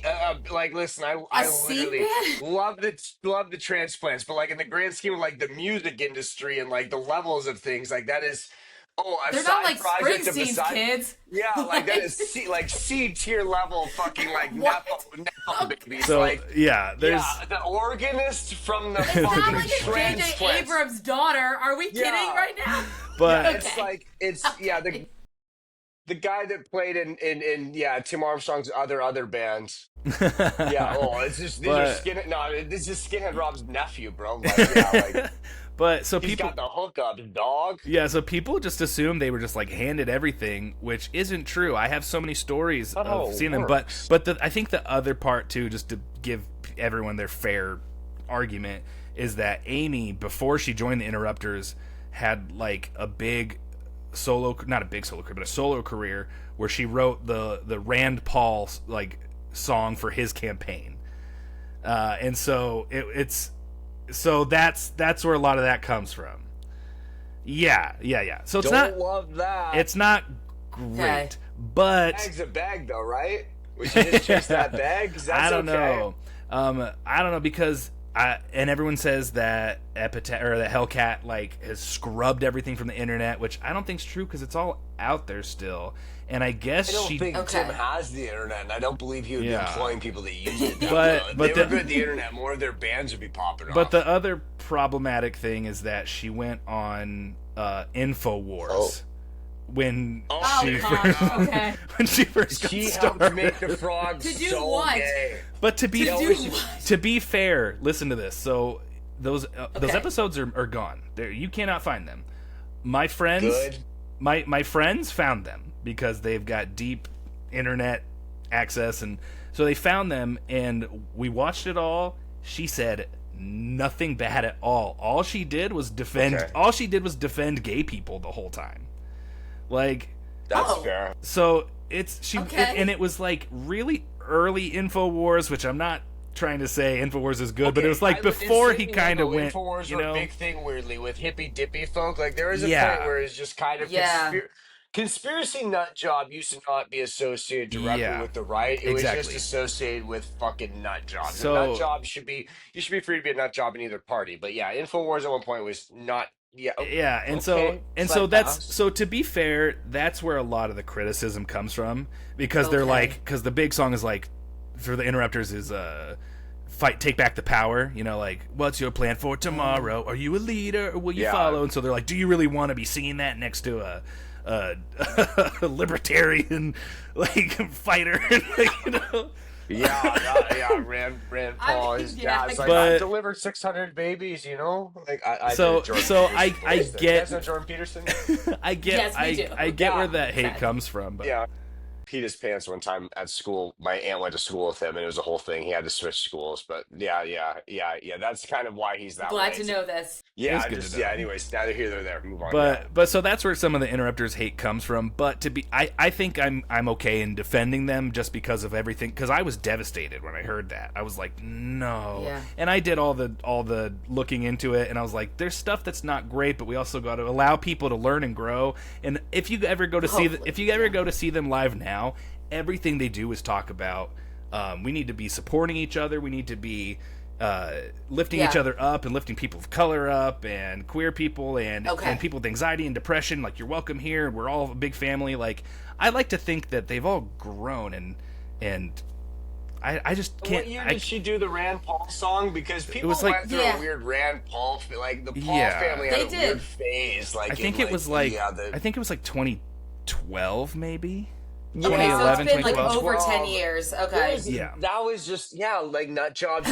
We had some nut jobs on our side that was normally Ron and Rand Paul were very popular for a moment, but Very, yeah, not. Yeah, it totally. wasn't in a hateful way. I don't think people But just. just to defend them, especially on the industry plant side, is after I saw them open for Real Yes. Big Fish, and it was amazing and incredible, and I fell in love with them again, with the genre again. I was then like, I'm going to see them as much as possible, and so in 2016 they came with Warp Tour, and it was right after their second album came out, and I went to that spot at Warp Tour, and there was maybe 10 people there, and they were like asking the crowd for requests and stuff. It was like very interpersonal, and there's just a handful of us. And I went up and I got to meet them afterwards. And I had just sat down and was like, oh man, you guys made me fall in love with ska again. I really feel like part of the scene again. I've had all this, like I had a kid and all this stuff. It's weird. And just talking to them for a little bit, and Amy grabs all of the band members and pulls me in just a big circle, and she says, guys, this one is family. And I was just like, oh, and I was like, where did this come from? And I'm just like crying, and Amy interrupts her arms, and so it was super special, and she gave me that time for that. And then the next time they came to town, they played this little tiny club here called the Olympic, and I think there was maybe 25 people there. Like, it was tiny. Okay. And after the show, well, during the show, I was up front like singing every song, and I saw the set list on the ground. I have that set list now, but there's a spot there that said request, and I was going through all their songs in my head because I was a massive fan, and I immediately shouted out Phantom City, or no, not Phantom City, the Prosecutor, and they're like, oh, we haven't played that one live in so long, do you want to sing it? And I was like, no. I was like, I'm gonna forget every word there ever was because it's crazy. Wow. But then I was literally like me to my computer screen the whole time, and they're coming up and they're putting the microphone in my face, and we're having a blast. Woo! And then after the show, they pulled me aside, and Kevin was like, dude, you're the first person I've seen at one of our shows to sing every word. And I was like, oh, cool, I'm a big fan. And we took pictures and hung out, and he was like, do you want to come get pizza with us? Do you want to meet the other people? And like, what do you mean? It was insane. He was telling me like, yeah, we're about to go on tour with Green Day. And I was like, oh, so this is the last time I'm gonna see you, like, in person. Yeah. And he was like, no. And I was like, you guys are gonna blow up. And then the next thing I know, She's Kerosene comes out, and it's everywhere, and they just completely blew up. So I saw them multiple times, tiny clubs, like really putting in the effort, giving their all for 10 people, and coming back to the same cities over and over again, and just being relentless. And so I can't get behind the industry plant stuff with that. They're hard workers. We ride for interrupters. And because of the whole ska Mailman TikTok thing, I've become really good friends with a lot of new ska bands. I'm talking to people on the daily. I'm seeing people in real life. I'm traveling to see these people. Like, we're all really in the scene together. I'm really a part of it. That's amazing. All of them are talking how much they like the interrupters behind the scenes. Like, good. The people are talking shit. People are talking shit. People are talking shit. Okay, another band people are talking shit about. I need some backup here. What's the deal? Why are people upset with the Mighty Mighty Boss Stones? Oh, that's pretty warranted. Dickie Barrett, the singer of the Boss Tones, he said some dumb shit. He went all the way Alex Jones. Did he really? Yeah, which is crazy because you listen to Let's Face It from the 90s, and he's singing all these songs about like, be racist, be sexist, be bigots, be sure that we won't stand for your hate. And now he's literally looking to camera going, ska people, wake up, the vaccines are killing you. Wait, you've got to be kidding me, because I just read an article from like 2018 where he's talking about the hateful policies of Donald Trump. You've got to be kidding me. He went all out. And he because of it, they kicked him off the Jimmy Kimmel show. He's no longer on Jimmy Kimmel. The band broke up because he wrote some song that was like, I don't remember what it was, but it was a mask and vaccine protest that he wrote the song for, and the band didn't know about it, and the band was like, whoa, not cool. and so he went and started a new band with members of the Offspring and the Boss Tones and a few other bands called The Defiant, and they're all band members who were kicked out of their bands for being Oh, it's the anti-vaccine. dick that was kicked out of the drummer because he didn't get back. Yeah, brother. and My so like gosh. they're playing like punk and Drublic Fest and stuff, and people are like, I can't believe that they're letting them play, and I'm like, you really think like Pennywise and NoFX and these bands are paying that close of attention to this shit? They're just like, oh, cool new punk band with my friends, Like, oh, our like buddies in a band, yeah. they Buddy don't wants give to a play shit. show, Like, right, yeah. and you know what? At this point, whatever, man, you go do you. If people like it, whatever. It's not my thing, but I'm not like, Yeah. you know. And My issue. And I've got friends who defend it, and I'm just like, whatever, man. Like, it's cool, but I don't want to hear it. You know? You're like, I'm not listening to it. So. Yeah. Yeah. I'm disappointed to hear Wow. that, Dickie Yeah, Barrett. I know, Fucking because disappointed in you.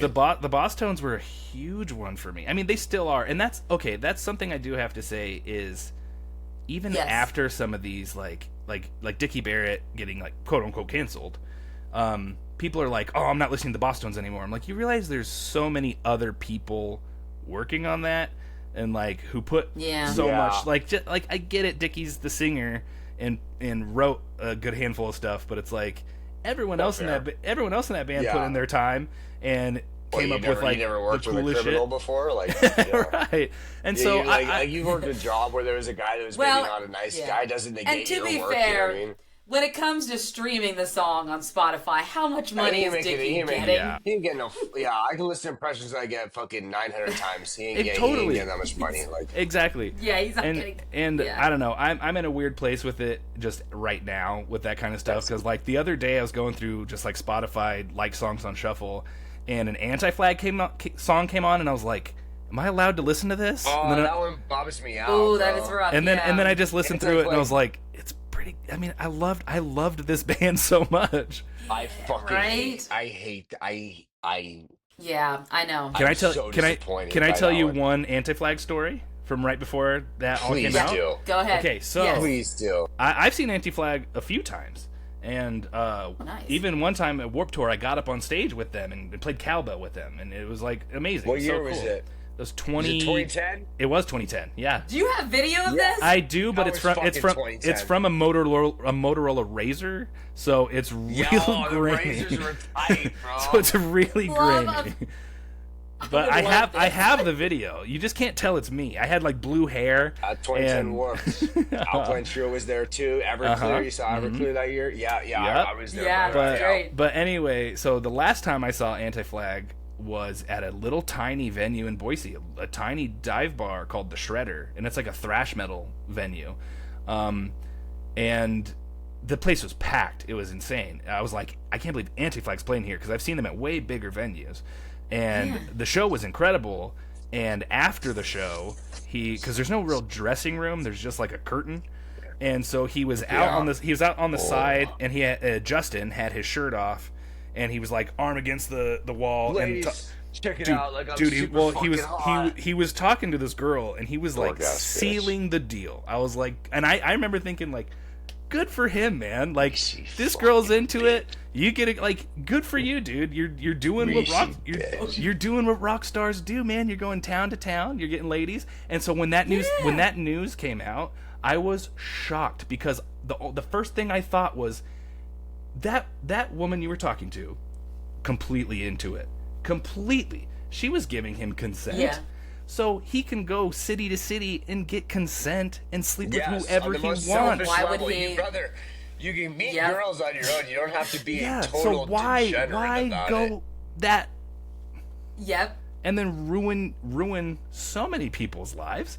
Ruin your own life. Ruin your band's Ruin life. your own like life. fuck You're you. hiding, hiding in very- Ireland Yeah. like Yeah. a bitch. Yeah, you just pack Yep, up and leave. like a bitch. So hiding. that's that and so when I saw him do that, it was literally like 2 months before like the news came out. Oh shit. So I was just like, Literally, you- yeah, Rob I was so his mad. brain, where that's like you just want to hurt. Yeah, because it's like, yeah, like Yes. Yeah. Yeah, I was just pissed. I was like, so pissed. You know, just you. That's power. He just wants power. Yeah, like you, like in the most selfish way, where it's like you, brother, you could meet. There's plenty of nice ladies who probably would like your songs, or just you could meet them on the internet or something like that, or you go to the coffee shop, And- you meet them at the Target, you meet them at the Bed Bath & Beyond, like, And you you meet know- these nice Yeah. ladies and be like, hey, like you're fine, you're a nice guy, you're successful, it's not, but it's like you are clearly at some point you were just they're like just And it's I don't expect the guy from Brand New to be a good person. Surprise, surprise, he's a scumbag. But like Yes. just insane. I truly thought that was like higher level. I learned everything I know about Yeah. politics from like Anti-Flag Records. Like this is the band that stands for Mm-hmm. what's right. These are good guys. And it's like, no, And you know what makes it you're a dick. even worse is like they finally were releasing ska songs.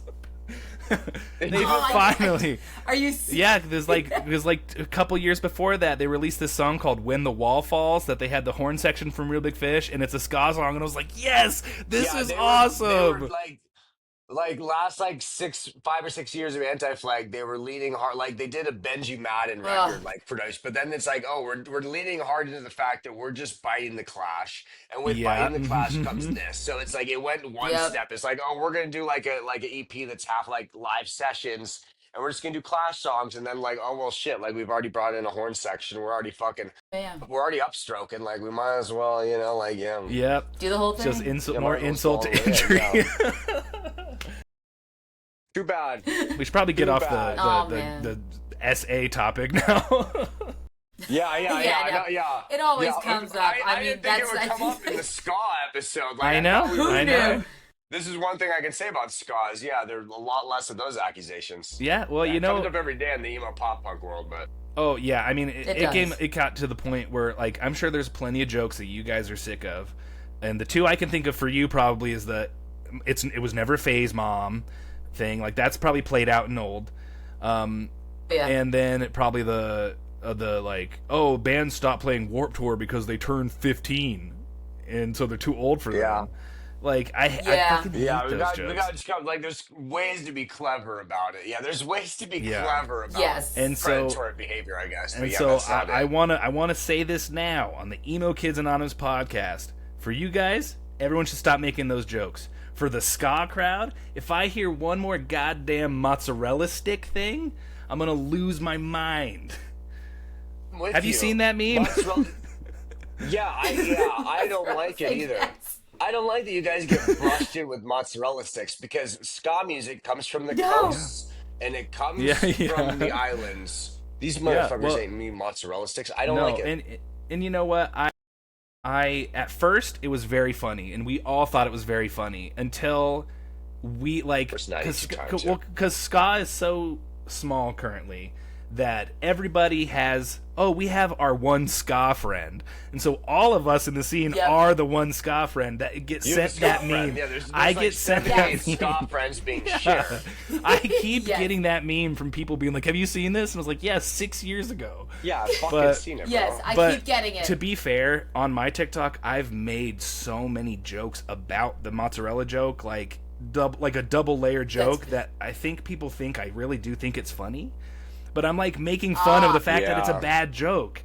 But it did get to like. So here's your PSA. Yeah. So like Jer. Not a lot of depth, on the 7-second app sometimes. Jer, also known as Skatoon Network, you've probably seen them. They have gone on to be like, the mozzarella stick thing isn't funny, and every time it gets brought up, they go, but the ska mailman's mozzarella jokes are funny. I'm just like, okay, well at least I got approval. It's like, okay, it's a big deal in my community. Win. Yeah, for sure. That's respect. For sure. It's a big sign.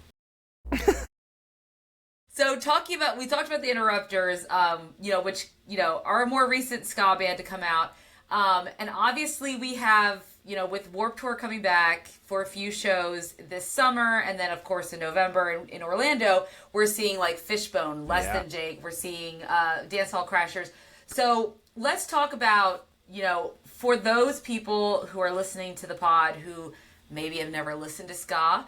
I know there are people who follow me on TikTok who have never listened to ska before. For example, in your mind, Adam, where should they start? Like, what's the gateway? Where, like, is it Real Big Fish? Like, obviously. What's the gateway for you? Where do you think they should start? What band should they listen to? Like, what do you think they should do? To start is kind of tough because everyone has such different entry points for it. And honestly, like, you kind of would think all ska sounds the same, but it really doesn't. Every band has their own, like, special thing about them. Yeah. For me, it's Real Big Fish. A lot of people don't like Real Big Fish because it's really clean, really well produced, Yeah. and a lot of people like the grittier, more like real hometown stuff, like Operation Ivy, where it is really like, crusty. So I want people to get into new ska, but I feel like it's easier to get into third wave stuff first and then kind of see what is new now. So all the things I'm doing on TikTok right now, my whole thing is I'm bridging the gap, and we're doing new ska for third wavers. And so right now I'm recommending bands that, like, if you like, what's the one I just did that was, if you like Less Than Jake, then you should check out Kill Lincoln, because they have similarities. And so the big place would be find these old bands from the 90s. There's a ton of playlists on Spotify of the essential ska, but honestly, like, I would recommend my playlist more. New ska for third wavers. You have playlists that they can follow? Yeah, it's called New Ska. Yeah. It's called New Ska for third wavers, and it's got like a bunch of older bands like Mustard Plug who have released new albums, or Big D and the Kids Table. Yeah, and so the face of the Mustard Plug show at Soma Side Stage. And Mustard Plug's current songs are phenomenal, and I think they lean more emo. I think you should check that out. It's really good. Those are tough. Those are some tough guy. That's tough guy feeling ska, because I put voodoo glow skulls in that same category, where it's like, this is not silly haha like suburban scrawny kids. This is like big scary like cholo cholita, like maybe like scary brothers who like are not afraid to cry sometimes. You know? Like, well, and so that's, I mean, it's also just depends on like what you like, because like also right now ska core is really big. A lot of really hardcore bands doing like ska upstrokes. Like there's a band called Mutiny that is phenomenal. Yeah, and the funny thing about Mutiny is the guy who's like heading the whole project is a letter carrier. He's a mailman. And we know each other, and so whenever he goes, deep network here, big deep whenever in the postal services. Whenever he goes on podcasts, he says, "I am a ska mailman. I'm not the ska mailman. I'm not the ska mailman." There we go. Adam is the ska mailman. It. And when I went to Connecticut last year for Ska Punk International Fest. And I was gonna say, it's the postal convention. No, it was Ska Punk International Fest. Ska Punk International is a record label that is my favorite record label, and they're putting out stuff now, like over the last few years, of new ska bands, and they're it's a wide range of stuff. It's like there's a lot of ska core. There's some like dreamy synthwave ska stuff. It's getting really experimental, and like the genres are just, all of them are clashing. It's really cool. I love it. But so I went to the music festival there last year, and Ephraim from Death by Stereo, he's the singer for Mutiny, and I saw Death by Stereo in 2005 with Alkaline Trio. Yeah, and so he's the singer for Mutiny, but at that Connecticut show, he had laryngitis, so he couldn't perform. And so Chris, the other ska mailman, was texting me going, "Hey, can you learn a song? Can you learn one of these songs?" And texted these other guys from this band Plastic Presidents and a few other people saying, "Hey, can you just learn one song and we'll just have people rotate?" And so I got to go up on stage and play with Mutiny, and their drummer is the drummer from Enter Shikari. Like, it was like, it was wild. And so I have video of that too. And so I got to go sing this like super hardcore ska core song, and then immediately hand the phone off, or the microphone off, to Ephraim from Death by Stereo, and then he also was the sub guy for Voodoo Glow Skulls for like a good few years. I was gonna say, wait a second, he sang Voodoo Glow Skulls for a minute too. Yeah, before. Bro, I remember seeing. I saw them with because I was there for Alkaline Trio. My dad's, when he was at Death by Stereo, with my dad's roommate's like nephew, who's like, I'm 15, so this kid's 10, and like Ephraim's up there doing like fucking like high jumps, like slapping, like just like going hard. And he's like, bro, I like that Mexican fool up there, and I'm just like, I stepped by Stereo, and he's just like, bro, like that dude got down. It's just like, like they were like just fucking scary looking dude, like wearing the Adidas shoes, like ooh. And it just goes in my mind, it's all connected, because the original guitarist for Death by Stereo is now the guitarist for the Aquabats. So it's all connected. It always is. Incestual as fuck, But anyway, that's just a tangent I got off on because like that was so cool that I got to do that. But also that really festival cool. Had so many new bands to get into. So I guess if I'm going to talk about new bands, I would say find these labels that are putting out ska mostly. Ska Punk International is my number one favorite, but the really big one is Bad Time Records. They're putting out Kill Lincoln, Bad Operation, the Upfucks, all the Jer's stuff. Catbite. Catbite is really big. Catbite's going on tour with... Oh, yeah, you're wearing your Catbite shirt? Yeah, you got the blouse on. Philadelphia ska. Yes, I do. I mean, and Garnet is a great EP. And I think Catbite is probably the biggest ska band at the moment. They're huge. At least in the scene, they're so good. I've seen them a few times. I got to meet them a couple times. I'm going to go see them at the Less Than Jake Fishbone Suicide Machine show. It's going to be unreal. And then there's a couple other ones too. Up in the house, shit. Oh, it's gonna be insane. It's generational. I love Fishbone so much, and I've never got to see them before, so I'm really excited. Their old guitarist, he just left, but their old guitarist is from my hometown, Nampa, Idaho. Wow. And so you ever been to Pocatello? I have. My aunt lives in Pocatello. Yeah. Yeah, I stayed the Western in Pocatello in 1999. I was driving from San Diego to Canada, and we stayed there. And the Best Western, they advertised. They had this like water slide set up that was supposed to be lit, but like I didn't see it at the time because I got there after close. So I just got the chicken wings at the restaurant and then went to my room with my mom. But like I've been thinking about the chicken wings were good. Yeah, no, they were not. They were dry. But I've been thinking about it a lot for like 25 years. Another fun fact is during COVID, the Interrupters bought 2 houses in Pocatello and recorded a good handful of the album that She's Kerosene is on. 2 house money? Maybe they are. Maybe they are. Maybe they are in Sushi Plant. 2 house money. Well, they had backyards, back then it was like 2 house money. So that was right after She's Kerosene came out, and so they recorded a good portion of their next album, In the Wild, in Idaho. It's crazy. In the wild, yeah. But so those record Shout out the wild. those record labels, and then there's some older ones that are still putting out stuff. Like Jump Up Records was around in the 90s, and they're still putting out a ton of stuff, but they're doing more trad ska stuff, like what Patrick Stump wrote for that In Defense of Ska episode. It's a lot more trad stuff, like Stop the Presses is one of my all-time favorite current bands, and they do a lot more trad stuff in the vein of like the Slackers, and honestly a little bit like Ace of Base kind of too. We love the Swedish Ace of Base. Shout out to Sign. And then there's it's so good, and I consider it like almost ska. It's like reggae. All that you want. You know, but I mean those are kind of the big ones, but there's some smaller ones too, like Ningwid Records puts out a lot of really cool ska bands.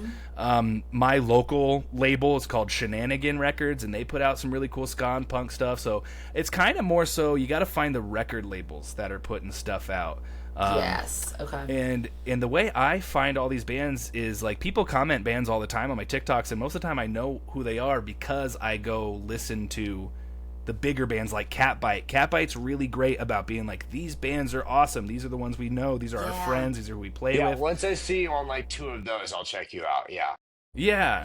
And so, you know, it's just about finding the network, and then you can get into the newer stuff. But if you can't find that network right away, just like honestly dive into like just the like third wave playlists all over Spotify. You're gonna see a bunch of Ruby Fish, Less Than Jake, Yakobats, No Doubt, there's a million bands. People and Kingdom that shit if you want. Yeah, and like and Sublime and No Doubt are ones that get sent a lot, and honestly those are like the least ska bands. I would never consider Sublime a ska band. A lot of people do. You want to know when I knew that Finn McKenty guy, that punk rock NBA guy was a phony, was when he said I hate that guy. I was like, Sublime, that's what you said, you fucking dork. And Fat Mike. He's from Washington or something, right? Like, He's from that general, I like, think so. He's from the Finn area where McKenzie? in Canada we got your local channels, and if it was like Idaho or Montana or like rural That Washington, Wikipedia. yeah, I was always like, oh, this is, I can tell. I live in a dork area, and these are dork people. Like, this is dork area people. Yeah, this is Yeah. like, Yeah, no, because if nothing cool coming from here. if you're in Alberta, yeah, you're just directly north, so that makes perfect sense. Yeah, like we're literally basically getting like Coeur d'Alene, Washington, and Yeah. like we're getting the Idaho and the Washington like TV channels. Like we're just That's we're funny. getting your shitty runoff. Like So you were in like lower Alberta? You're like in Calgary? no, I'm northern Alberta. Like I'll like Like no, north of Edmonton? Even like fourth? northwest Oh, Edmonton. wow. Okay, even more Yeah, north northwest Edmonton. Edmonton, like way way up there. I'm Like secretly deep, obsessed with Canada, deep. so Yeah, Oh, no. there we go. Yeah, you The live there best- long enough. Yeah, I no offense to Canada, I have no interest in going back to you again, like ever. Like, yeah, but it's so cold. the best Canadian ska band is the Planet Smashers. Unreal. Planet Smashers. Unreal. They're so good. Interesting pull. They're from These they're from the are people 90s. that I but- didn't think. Yeah, I didn't. There's bands where it's just like in Canada, because in Canada we have like radio laws where like you have to play Canadian artists so much. CanCon, yeah. I never. Okay. Yeah. The Maple laws. Like I never know who's big there and here. Like I remember coming down here and seeing like That's Avril true. big. I was like, what the like? You guys know Avril Lavigne? Because like I just figured it was like, oh, this Canadian thing. Like because we had tons of artists like that where it's like, oh, it's huge here and nobody's heard it here. But like yeah, like the plant. Like I had never Planet heard Smashers Americans are mention great. that. Yeah. And the Planet There we Smashers go. have a whole song about oh my god, I can't think of his name now. Hockey player, and the song is Uncle Gordy. He shoots, he scores. Gordie Howe. Gordie Howe. Gordie Howe song? That's his Wow, name. okay. Yeah, Gordie Yeah. Howe song. Wow, that's Yeah. a truly Canadian That's experience right there. Yeah, that's more Canadian than I could comprehend. Yeah, I'm like 39%, 12% Canadian or so. Yeah. That's deep. Well, one of my good friends is a vegetable farmer in Calgary, so. That is a fantastic, like, all the way around. But no, that does bring me Would one love last to. the one last point that like it's the same for Yes. ska as it is for emo and pop punk, is that it means so much to us that like obviously we're doing a whole podcast about it. I Yeah. love emo and pop punk and everything too. But at what point is it popular enough that it's like on the radio again? And I don't even know if the radio is really the right metrics to measure things by, but like Yes. No, but when is yeah, when is it going to be mainstream a popular trending? again. Yeah, when is it going to be like a top 10 TikTok sound? We don't have like Yeah. the Doja Cat, you know, they're like Doja Cat or like Doechii or Shabuzi. All these people have these huge. They're Yeah. they're The huge, people, right? the people that are Benson Boone. Where's Yeah, that? where- We're not like, the Benson but- Boone in it. but when I Yeah. was a- talk about that.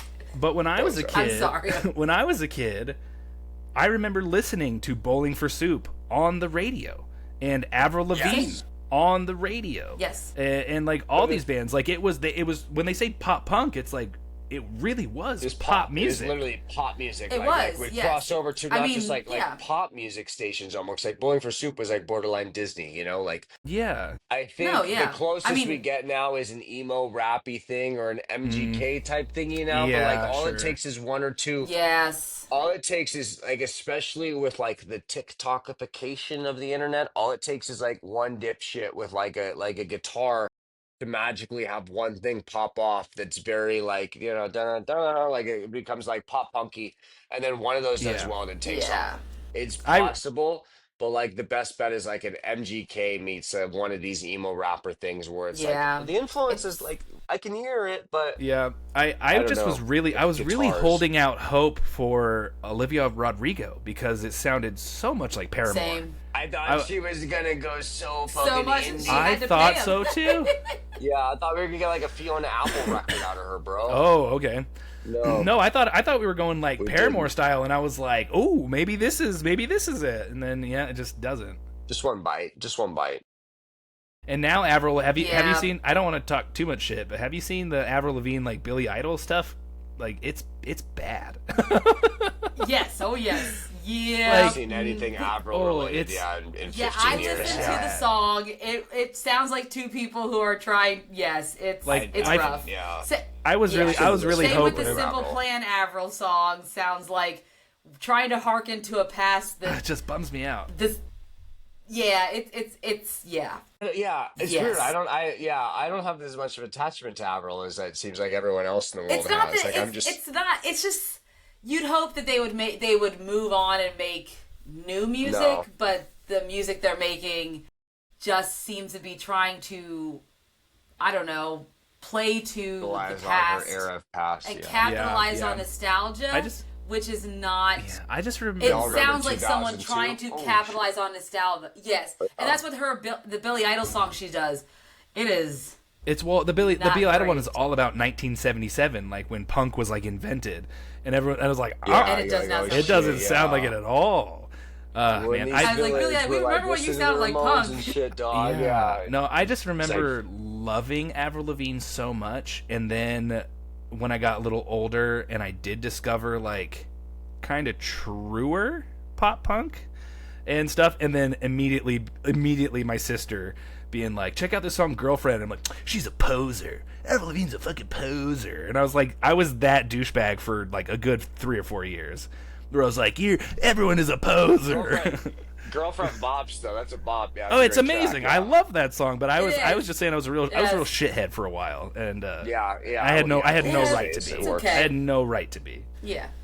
Now Yeah. I'm an elitist about No, ska. And it's totally fine. We're I was gonna all say, elitist you- about you something or earned other the at some right to point be, in life. actually, I think, yeah. I think you do. Yes. I mean, I would say so. Yeah. I do wish that there will be a time when we can see this type of music back in the mainstream, because now I'm a little bit older than both of you. So I do remember Technically, when yes. ska was, and not just No Doubt and Sublime, but like the Mighty Mighty Boss Tones and stuff were on the radio. Yeah. I mean, they were on major motion picture soundtracks. Yeah, and they were like on TRL. I remember that. I grew up with it. It was in like all of my stuff. It was just other forms of rock music to me. So, but I do, we talked about this before on our podcast about how just with how segmented the internet is and how Yeah. algorithmic it is, it's so hard these days unless I have no idea what's actually popping It's- off.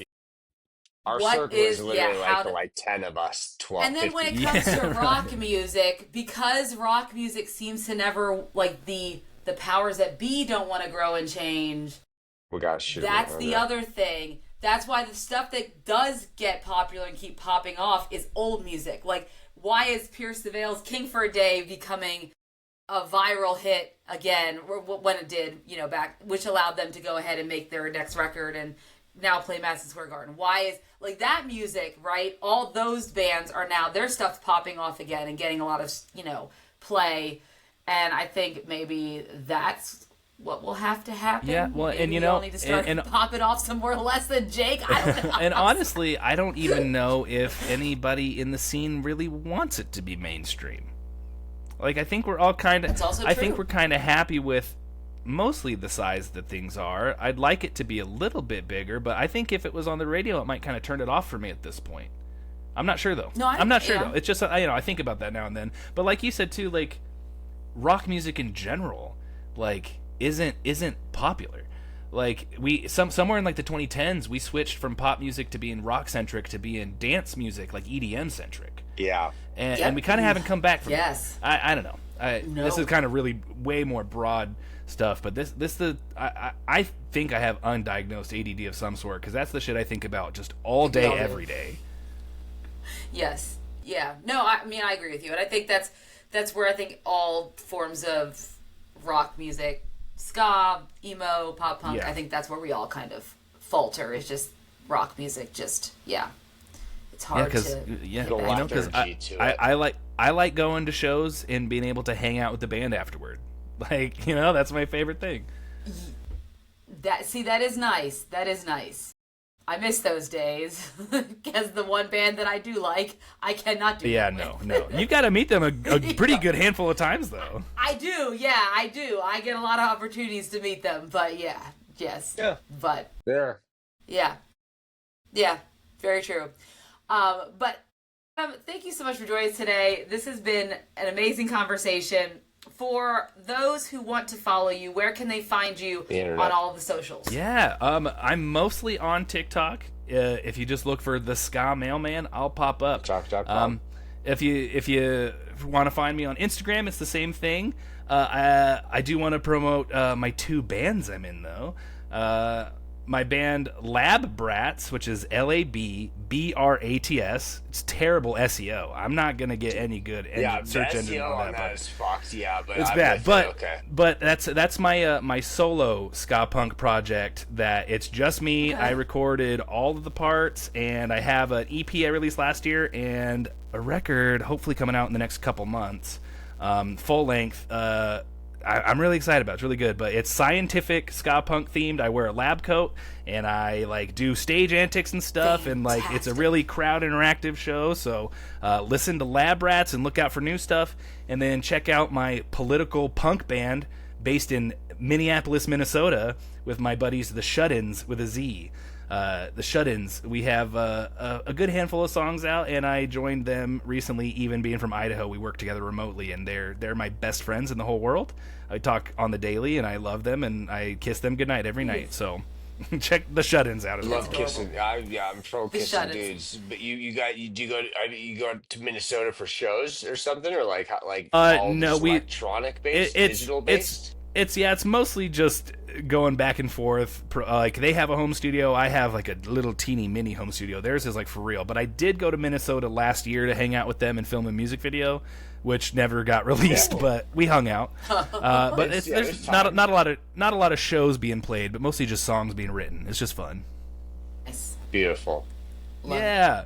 Yeah, we're pro that. We're pro Lab Rats as well. Hell yeah! Scientific ska punk. We're gonna take over the world. I like that. Yeah, that's a really cool concept. It's like Bill Nye the Science Guy, but with That's 100%. It's a mixture. Yeah. From the cartoon, Dexter. You know that guy? Oh, sure. Yes. Dexter with the laboratory. Yeah, I'm not. No, sure I pitched Lab Rats as a perfect mix of Bill Nye, the Aquabats, and Weird Al Yankovic. Muppet Babies. Okay. Wow. Okay. Weird Al Yankovic. There we go. I'll take that. I love it. Jeffy. Yeah. Yes. You got to see the old Lab Rats cover has me with like green hair, all like Beaker, like crazy. I was gonna say, okay, there we go. Senses some like Muppets-esque energy just from for sure. Yeah. But the new record coming out is a little bit more emo, if I do say so. So ooh, okay. Well, a little less funny. The times these days, I can't be funny right now. It's hard sometimes. It's hard. I get it. We all feel that way. Tough situation to be pigeonholed into, yeah. Exactly. But no, I really do appreciate you guys having me so much. I really love the podcast. I'm really glad. You guys have both inspired me to make videos again, because I dropped off for a while making videos, and you guys have been posting so regularly that I'm like, you know what, this is fun for me again. I want to do this. So I really appreciate what you're doing for me and for your scene and for my scene. You guys are putting so much love into ska, and I'm seeing it grow. I really give you guys a lot of love for that. So thank you, and thanks for having me. It's so much fun. Yeah, like it is like an adjacent culture that like we like. You know the photo of the Buzz and the Crips holding the bandana together, like that's us, dog. Like we both got ours is checkered black and white, yours is checkered white and black. Like we're both holding the checkered bands. I like shoelace to show like. I like to call it ska adjacent. Yeah, honestly, probably more accurate. Probably more accurate. Terrible. Probably accurate. Yeah. We'll take it. Yeah, I can live with that. Yes. That is accurate. Yeah, awesome. Okay. Well, thank you, Adam, so much for joining us today, and we'll talk to everyone soon. Keep skanking. Thanks, brother. Bye, Internet. Hey, all